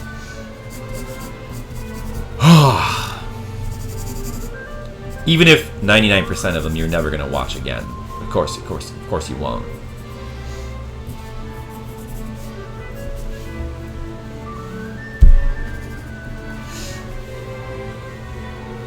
Oh, you guys can like barely see what I'm drawing too. Sorry, because I'm on the bottom panel. Well, you're not missing that much, but just a little face here. We're almost getting to the nudity part. Oh, I'm gonna handle that.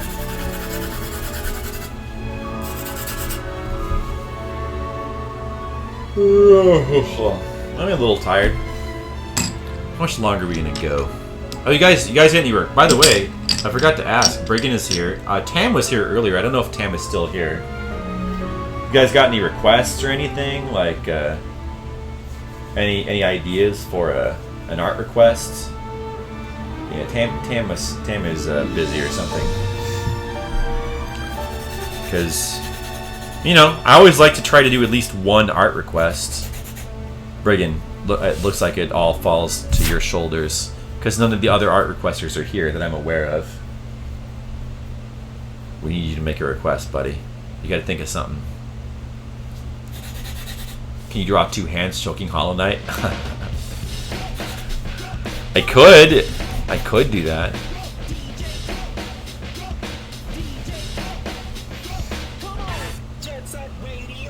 I mean, you're liking Hollow Knight overall, right? Like, you're enjoying the game, right?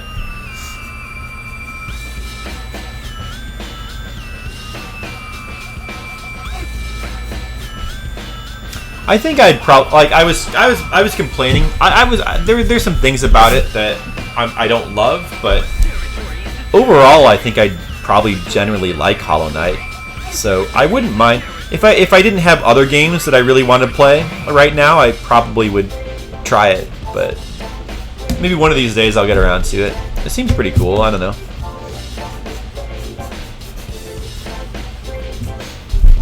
Now this is a good song. I love Jet Set Radio.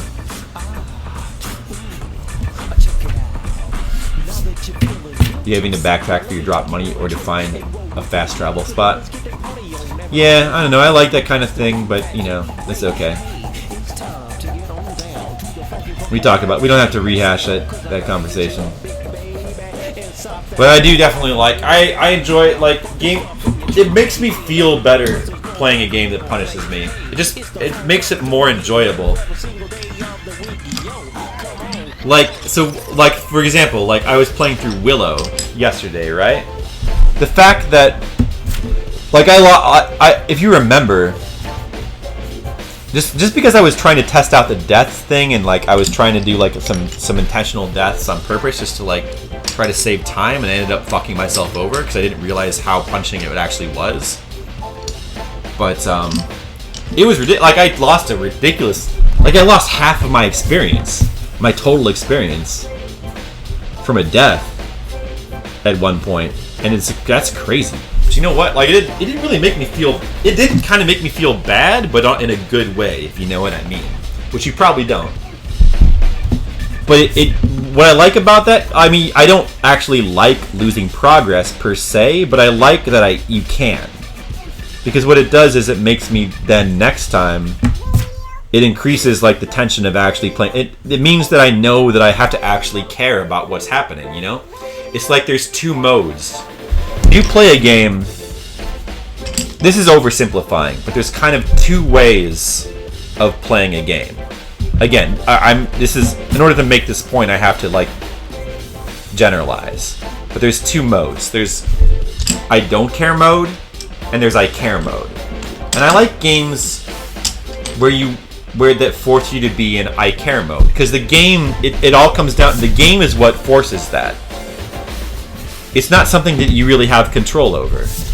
I mean, it's hard when you know that you can just die. Like, for example, in Willow, so imagine if in Willow you could die and you didn't lose anything. Then in that case, there would be points where it would make sense to die on purpose to, like, as a warp. And there's lots of games where people do die on purpose. Just to, like, do things like warp around, like intentional deaths. Speedrunners do that all the time. If you're playing a game like that where you can where dying just doesn't matter, it's just hard to care, then you have to play it in like I don't care. If there's nothing to care about, then you can't really care, you know. So you're not like I'd rather play a game that forces me to care about what I'm doing. Like, so when I go back to play Willow next time, I'm gonna care. Like, when I'm exploring some cave or whatever, I'm gonna actually care about my hit points. I'm gonna actually worry about that. If there was no death penalty, then I wouldn't care. I would just be like, well, if I die, fucking whatever. See, that difference in attitude is the entire. That's like a huge source of my enjoyment comes from caring. So, you see what I'm saying? Okay. This is a very long-winded way of my explanation is done now. It was not the most coherent explanation, but I am trying to draw and explain it at the same time. So this is from behind, so this does not count. She's wearing it's Zero Suit Samus. She's wearing a spandex suit. We'll just say that, okay? Guys, this is all spandex. Don't worry about it.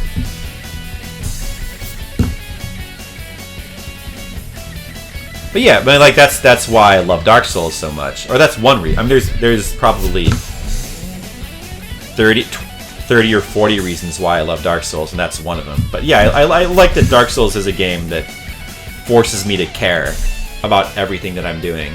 You know. Briggan, you got any requests yet? I'll draw Hollow Knight being choked or choking someone else. I'm fine with that. Actually, a Hollow Knight request is not a bad idea because it feels sort of. I mean, what else could we have?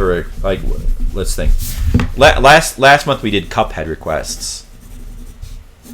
Anyone else have any suggestions for Briggan? He seems like he's open for suggestions right now. So if you want to like just see me draw something, now would be a good time to chime in and say what. I'm sure he would not mind. He'd be open to suggestions, I'll bet. Probably. Anyone? Anyone? Anybody there?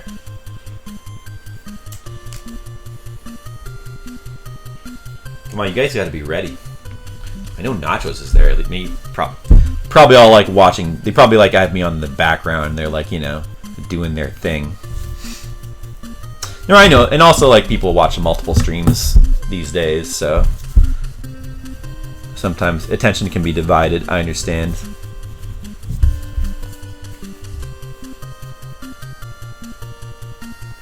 I still don't like. Yeah, exactly. Bueller. I was like 1 second away from saying that myself. Bueller. Hello. Bueller. Bueller. Bueller. That was the great Ben Stein. Remember Ben Stein? Remember Ben Stein's Money? That was like a Comedy Central show for a while. Ben Stein's Money. That was a huge show. Like, there you go. Hello, McFly. Bring it back to Back to the Future. because that there was like it was like a comedian named Ben Stein, and then like people were kind of annoyed because he was like he's like a conservative, but yeah, but like that was like that Ben's like that everybody knew Ben Stein as the Bueller guy, Bueller, and then like then he got his own show, Win Ben Stein's Money, and that basically came on the back of people knowing him from Ferris Bueller. It's kind of weird. I don't know. Oh, running out of things to talk about is hard.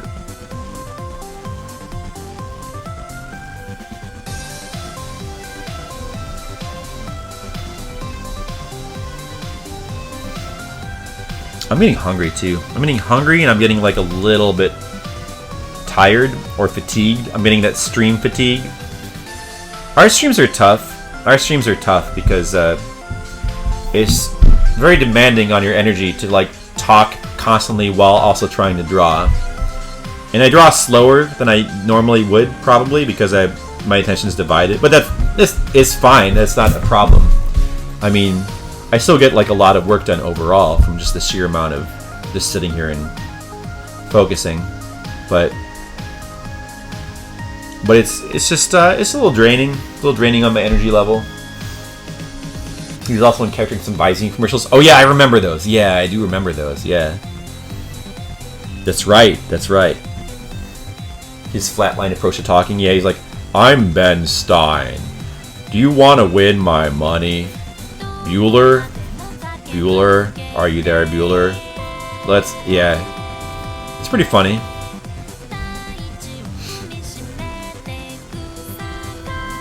Pretty funny, dude. I always wanted to win I would have taken Ben Stein's money in a heartbeat. Let me win his money. That was a weird show, like a game show about winning some rich guy's money. Some weird rich guy who goes, Bueller. Man, I wonder if anybody else remembers that show. I completely forgot about that show until like just now. I don't think I've thought about that show in over a decade. Win Ben Stein's money.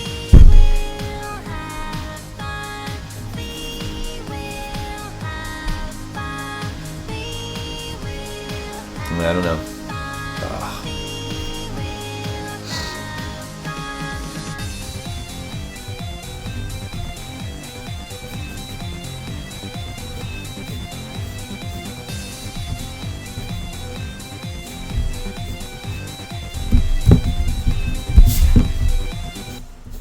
You never watched it, but yeah, I watched it a little bit. I wasn't like a big fan of it. Like I wouldn't like be like, oh, hey, we've got to see Win Ben Stein's Money. It's my favorite. I never said that sentence, but I watched it every once in a while. I think I mainly watched it because there was like another show on after it. Yeah, this is coming back to me now. Like memories are coming back. I feel like there was a Comedy Central. Maybe it was just The Daily Show. It might have just been The Daily Show. I feel like I mainly watched it because there was another show on after it. So you would turn the TV on to Win Ben Stein's Money just to like tide you over until like the show you actually wanted to watch came on. Yeah, that was basically it. It might have been The Daily Show. I don't remember. Yeah, because those would have been on at the same time. That could have, and I think that time period might have been like the time where The Daily Show was like the best show on TV. Like it was amazing. Back when they had like, look at all the people like who are famous, like they're huge right now. Like Steve Carell, Stephen Colbert, and that other guy from The Hangover. What's his name? I don't remember his name. But the guy from The Hangover, and Rob Corddry, all those guys on the same show.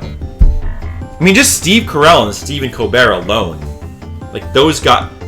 Those guys are like amazing. Like having those guys on your show with Jon Stewart, like that was the heyday of The Daily Show. Like it was, and it was like that was when it was like just consistently like an amazing show. It was still good after those guys left. I mean, Jon Stewart is awesome. And by the way, I really miss Jon Stewart. Because he's not really, he's you don't really see him that much anymore. He's not really, And the new Daily Show guy is just I mean, he's fine, but he's just not the same, you know. I miss Jon Stewart, man. Really, he was such a great just voice of the people in general. He was awesome. One of my favorite dudes, Jon Stewart. Did you ever stand up a date because that's something mine? I did not stand up a date. I don't think I've ever stood up a date for any television show ever. So no. Nor video game. I mean, you might think that I would, but being me. But I don't think so. I don't think I've ever stood up a date, period. Have I? Let me think. I don't think so. Well, I can remember.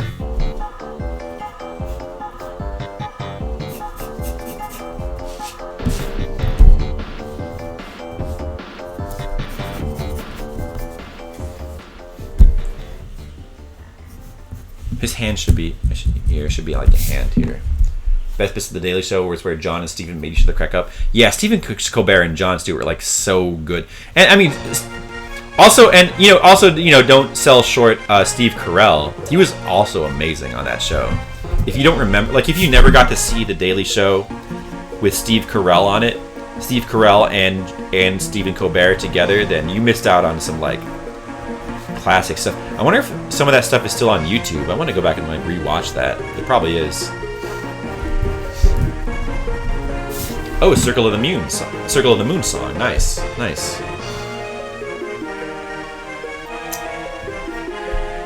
That's cool. Yeah, I like Circle of the Moon's soundtrack quite a bit.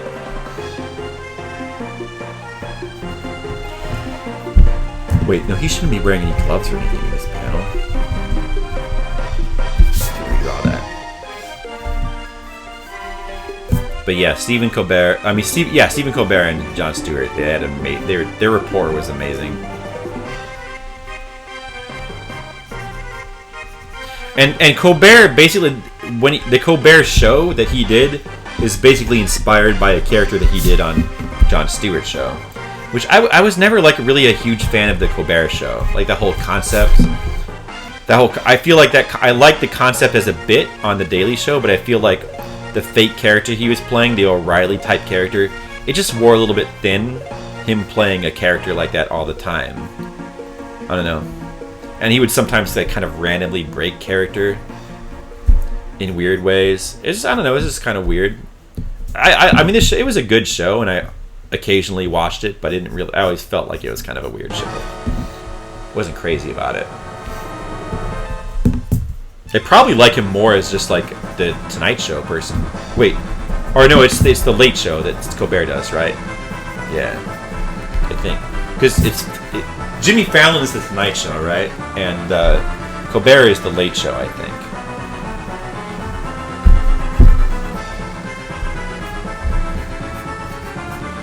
I actually like, of all the late night guys that are on right now, I think that Conan is still the best. Conan is really awesome. Conan is I've always loved Conan. I don't actually watch him that much. I usually just watch like random stuff he does on YouTube. I don't think I've ever watched the entire Conan O'Brien show from start to finish. But I love him. I think he's awesome though. Like I really do.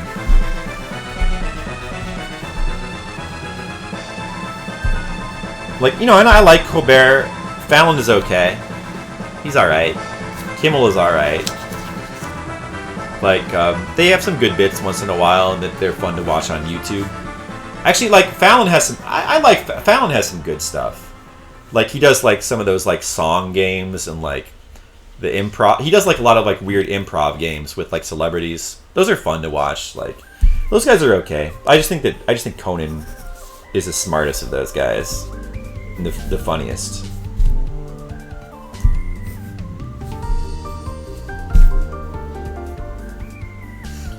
Alright, you know, I know that if I start to draw this panel, I'm gonna like, because it's so late, I'm gonna like space out, and I'm just gonna draw it the way it's supposed to look, which I should not do on Twitch TV, so I'm not going to do that. I'm gonna just go ahead and we'll put that aside for now. Hey, Brigand. It's time for a art request. It's time to stop putting it off, and it's time to put your money where your mouth is. We gotta have some kind of art request.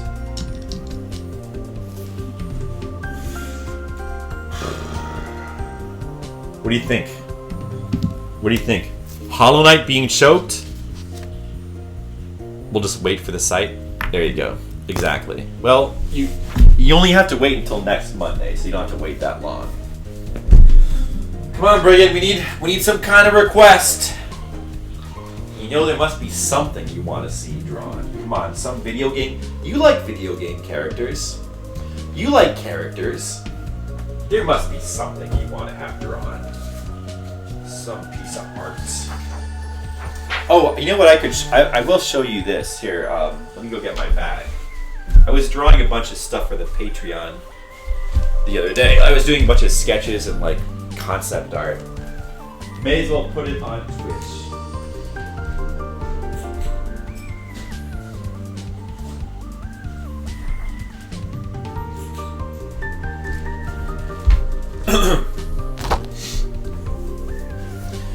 Hollow Knight winning Ben Stein's money without just being in such. Yeah, I mean, like that's a funny. That sounds funny right now. Something with. Okay, well, let's think about that though. Could we involve win Ben Stein's money somehow in a what would that be? Hollow Knight winning Ben Stein's money.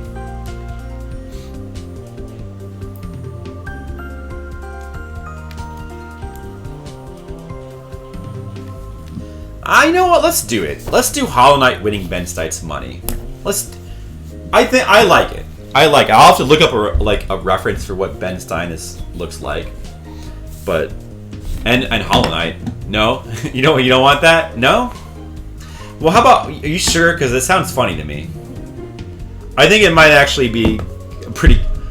Are you sure? I think. Come on. I think that's a good. It's a good idea, Brian. I like the randomness of it. Ben Stein is a jerk anyway. Well, yeah, but that's true. I mean, yeah, I mentioned because he's like conservative and all that kind of. But I still will do it. Yeah. Right. He does have that stuff.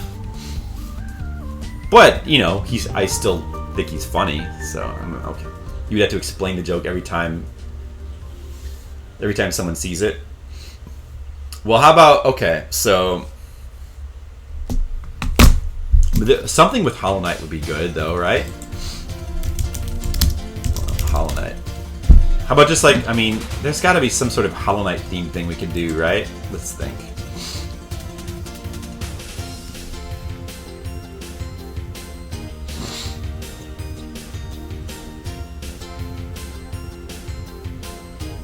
Hollow Knight's waifu Hornet Knight hugging him from behind. Okay. What's Hornet like? I don't think I've seen Hornet Knight. What does Hornet Knight look like? Oh, I see. Okay. Okay. Hugging him from behind. Alright. We can do that. Oh, I didn't show you the art that I did. Alright, so here's focus camera. This is just some art I did for the Patreon. These are some flipside characters, Melter and certain somebody. Cloak. Here's another, like, let's just say that this is somebody whose name is Mary and she might be bloody. She needs some scars on her face, I just realized. Just goes on there. And then, oh yeah, I did some weird, like, I tried to dabble in doing some like weird, gross gore art. So here's like a zombie-ish dude, and here's like here's a weird. I tried to do like a weird, fleshy, crazy dude with eyeballs. He kind of looks like I think it was Grim from the Guardian Legend, that one boss. Yeah, that's what. Oh yeah, and I never finished. I was still working on that one. That's all. I like this art right here, though. Also, I like this music. This is like good sketch music. All right. Let's see here. Hollow Knight and Hornet Knight. Well, let's start with Hollow Knight. Let me get 2 different windows up.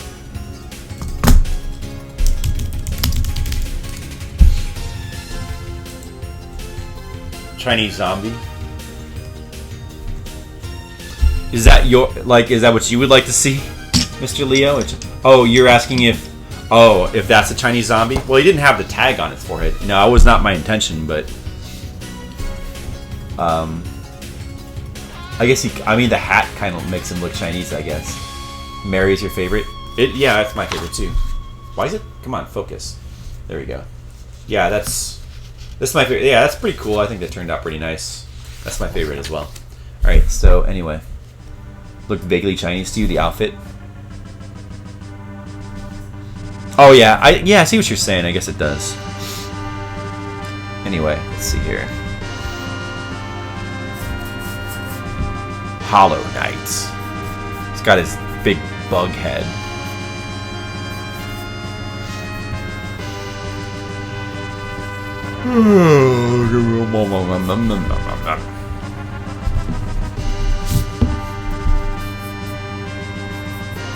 Just drawing some Hollow Knight.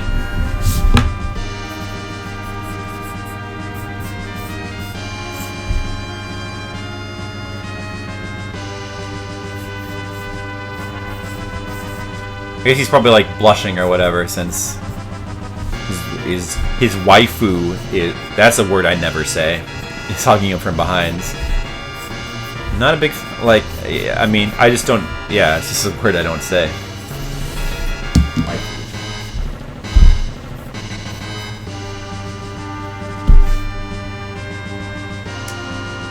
So he has just like a cloak thing. Like that, basically. Alright, hold on. And then he has like a spike hand.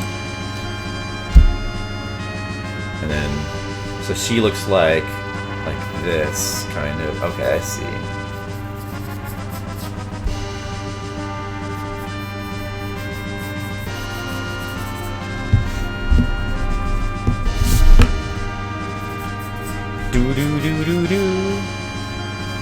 You can't visualize how the piece would look.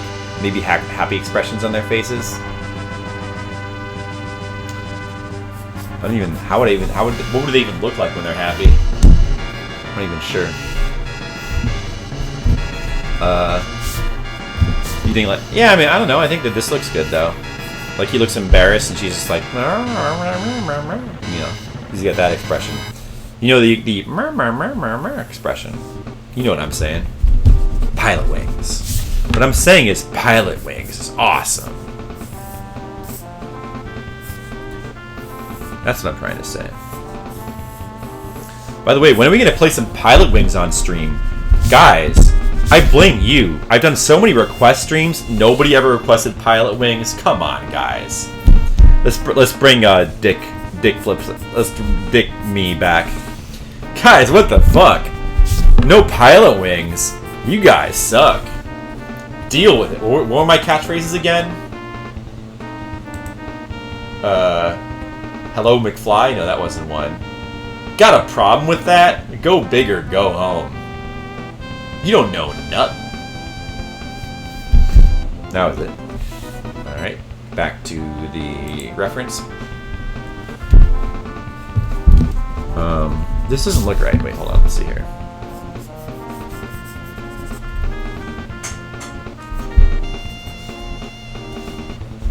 How do they even hug? They don't even have arms. Right, Jen? Jen knows what I'm talking about. Careful, Jen. Yeah. Good job. What's your problem?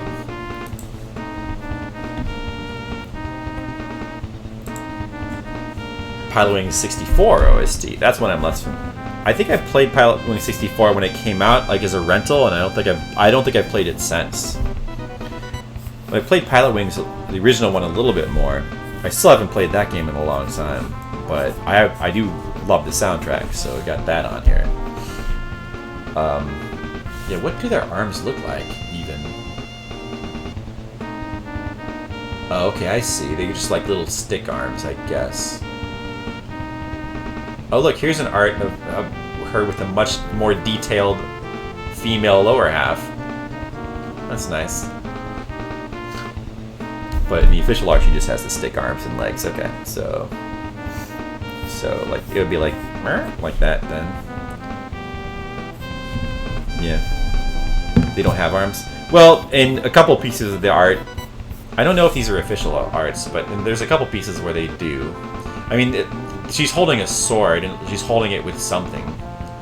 The arms aren't very visible, but yeah, I get. Oh, you know what? This is not official. Yeah, I guess none of the official arts have arms at all, but we'll give them arms, whatever. Whatever, for the purposes of this art.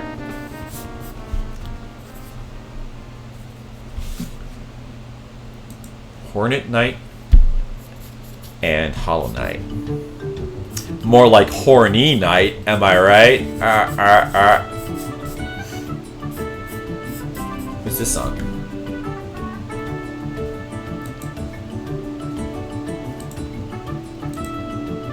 Pilot Wings. Huh. This sounds so much like a Chrono Trigger song, doesn't it?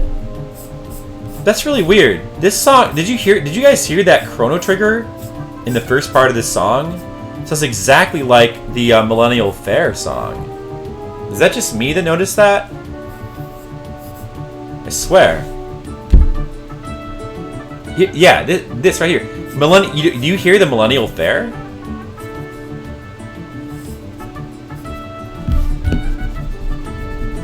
That is really Millennial Fair right there. Chrono Wings, exactly. Very, very similar. I mean, there's nothing wrong with it. It's fine. I like it anyway, but it's kind of funny.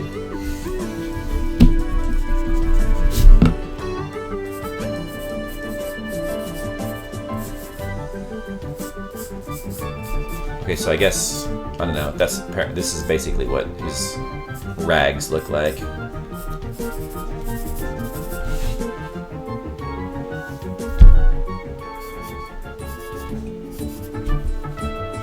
Okay. Well, I think that, you know what, let me look at her head again. I mean, maybe I could draw this better. Her headpiece. Because that's like her whole design is her headpiece. Hold on, you know what? My eraser's like all smudged again. I gotta fix it. Gotta fix this eraser. Pilot Wings on 3DS is a pretty chill game. Just fly around and explore. Challenges can be tough though. Well, that's like, I mean, that's the whole point of Pilot Wings, right? Is tough challenges. Oh, I recognize that Pilot Wings theme there. Is this the resort version? Oh, it's 64? Oh, okay. I definitely recognize that. I should play more. I've only played the N64 one and the Super Nintendo one. I should play more of them.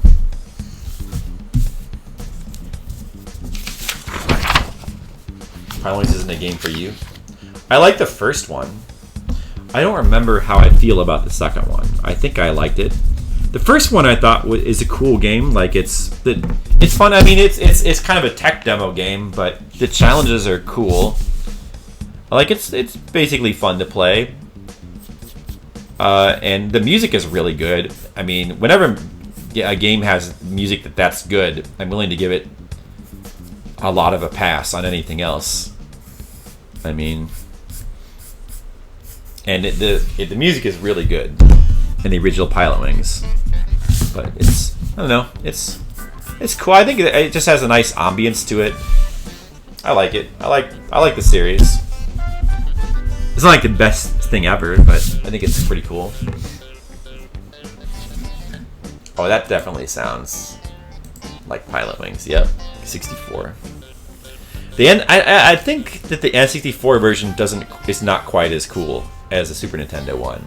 Like the music's it's still good, but it's not quite as good. The ambience isn't quite, like the feeling is not quite there for the 64 one. I don't know.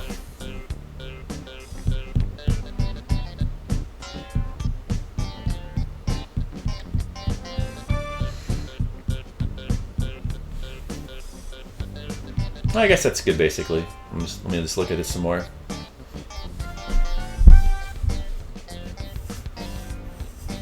Alright, I'll fill in the details now.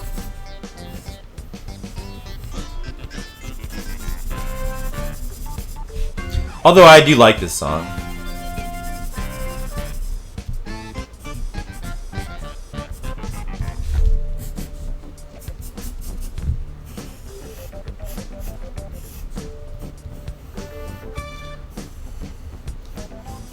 That silly Hollow Knight being all embarrassed.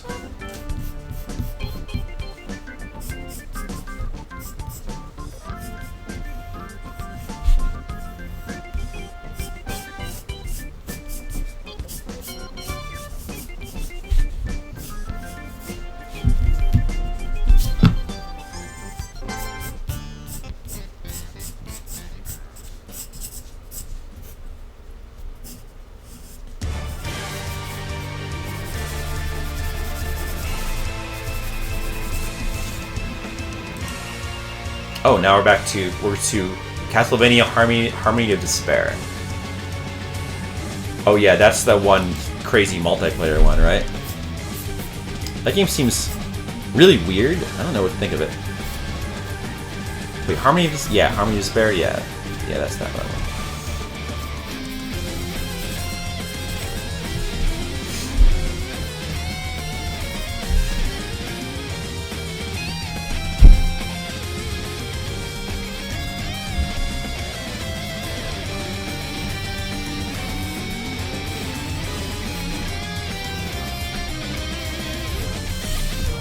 Okay.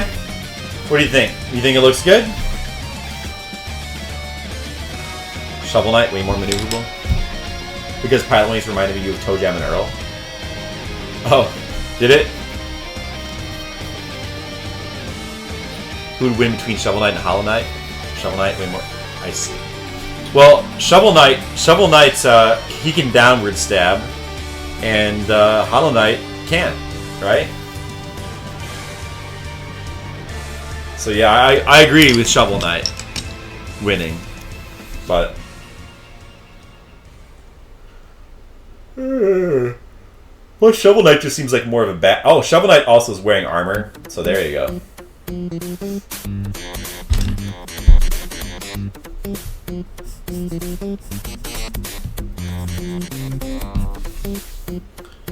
Little signature on there, pencil signature.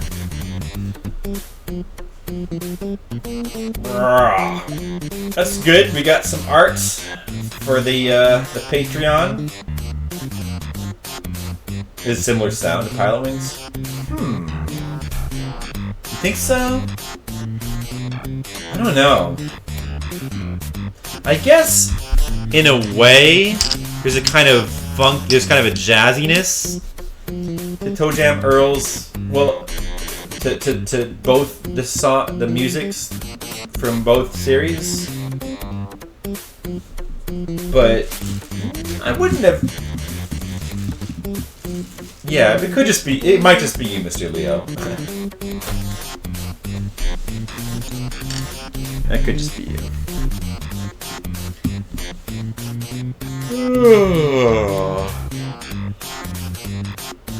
Uh-oh. I keep yawning. It took a genius like you to make the connection. Yeah. You were the only one who was able to make that connection. The rest of us just couldn't see it. But you made us all see the light.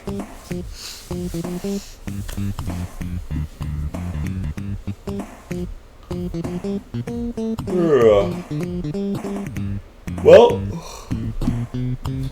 we got 2 pages penciled. We did this art. That's not bad.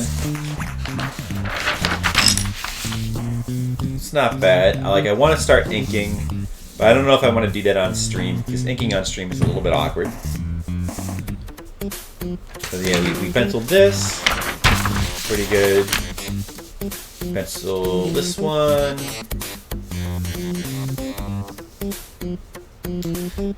And it all looks fine. I'm alright with it. So, yeah, I think we might just go ahead and cut it short for tonight, I guess, because I don't know if I have the energy to draw more things. Feeling a little tired. I'm a little tired of talking. I can only talk for so long before I want to stop talking. So, and it has been almost 4 hours. So hey, it's not a bad amount of time. Well, you're welcome, Brigand. Thank you for the art request. Thanks for hanging out. Thanks for talking to me and making my stream more than just like me streaming to nobody. I appreciate that. Let's see. The next update for the Patreon exclusive comic, that should hopefully be soon. As for my next stream, 4 hours is your limit too. I can definitely do. I mean, you guys know I can do way more than 4 hours. In fact, I would prefer to stream more than 4 hours in many cases. Now get out of here! Hey, that's my line. No, don't get out of here yet. I'm not quite done. Let me just finish saying stuff. No, what was I saying? No, actually, I really don't mind streaming more than 4 hours. Well, I might just be a sicko. But like, if I'm playing video games, I could definitely. I think my preferred amount of time is probably 6 hours. Like for me, 6 hours feels like a great amount of time to stream. 8 is a little long. I could, if I'm really into what I'm doing, I could do 8. And anything past 8 starts to feel like just sickness. Like 4 is good. 4 feels short to me. But like for an art stream, I think 4 is perfect. For a video game, I think 6 is better. I like 6. But I seem to have a little bit more. I seem to like to stream a little longer than some people do. Anyway, no, but yeah, guys, listen. Make sure to comment, subscribe, upvote, 5-star, and hashtag. Now get out of here. That's my catchphrase, guys.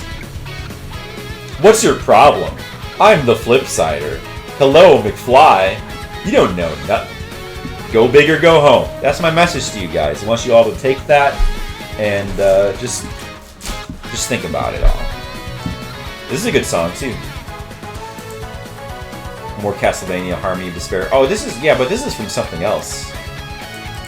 I recognize this. I don't remember what though. Oh, this is the Getsu. Oh, it's the theme from Getsu Fumaden, the Famicom game.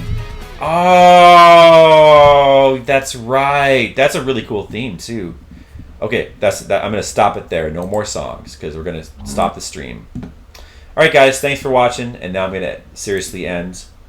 And I will see you next stream, which maybe it's gonna probably. I think it probably will be tomorrow. I think. Yeah, I should be able to. I don't think I'm doing anything. No plans.